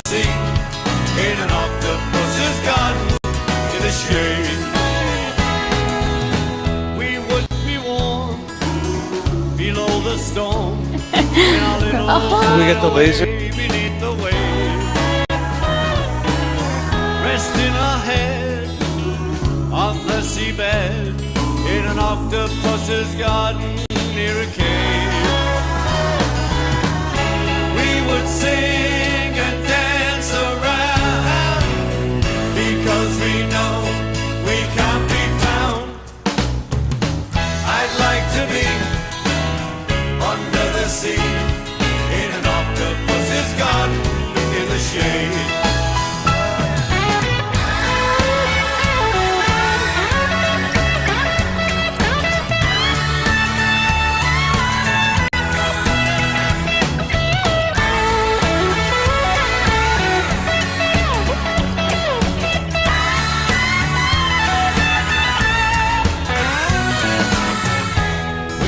Shout and swim about the coral that lies beneath the waves.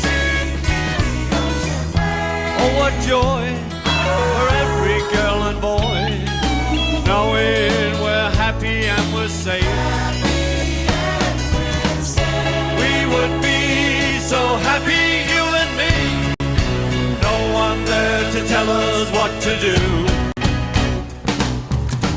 I'd like to be under the sea in an octopus's garden with you. In an octopus's garden with you. In an octopus's garden with you.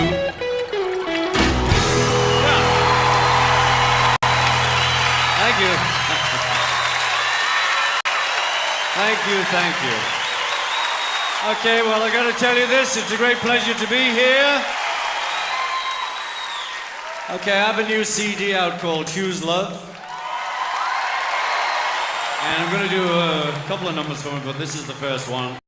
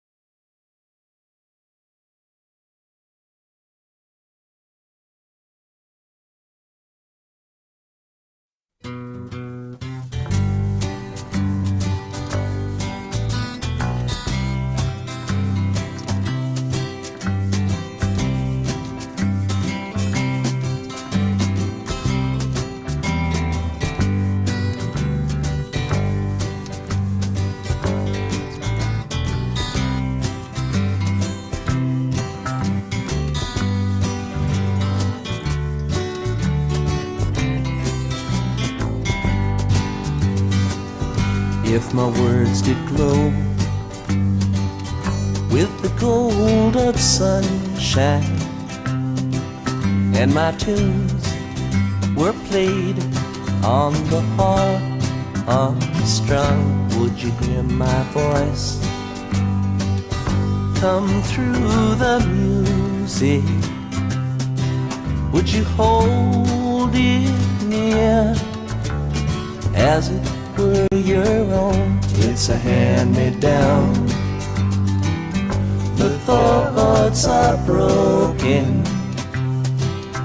Perhaps they're better left unsung. I don't know. Don't really care. Let there be songs to fill the air. Ripple in still water when there is no pebble tossed, nor wind to blow. Reach out your hand. If your cup be empty, if your cup is full, may it be again. Let it be known there is a fountain that was not made by the hands of men. There is a road, no simple highway between the dawn and the dark of night. And if you go,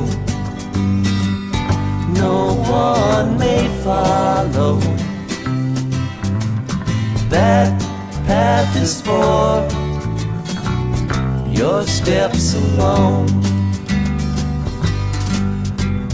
Ripple in still water, when there is no pebble tossed, no wind to blow. You choose to lead, must follow. But if you fall alone. If you should stand, then who's to guide you? If I knew the way, I would take you home. La da da da, la da da da da, la da.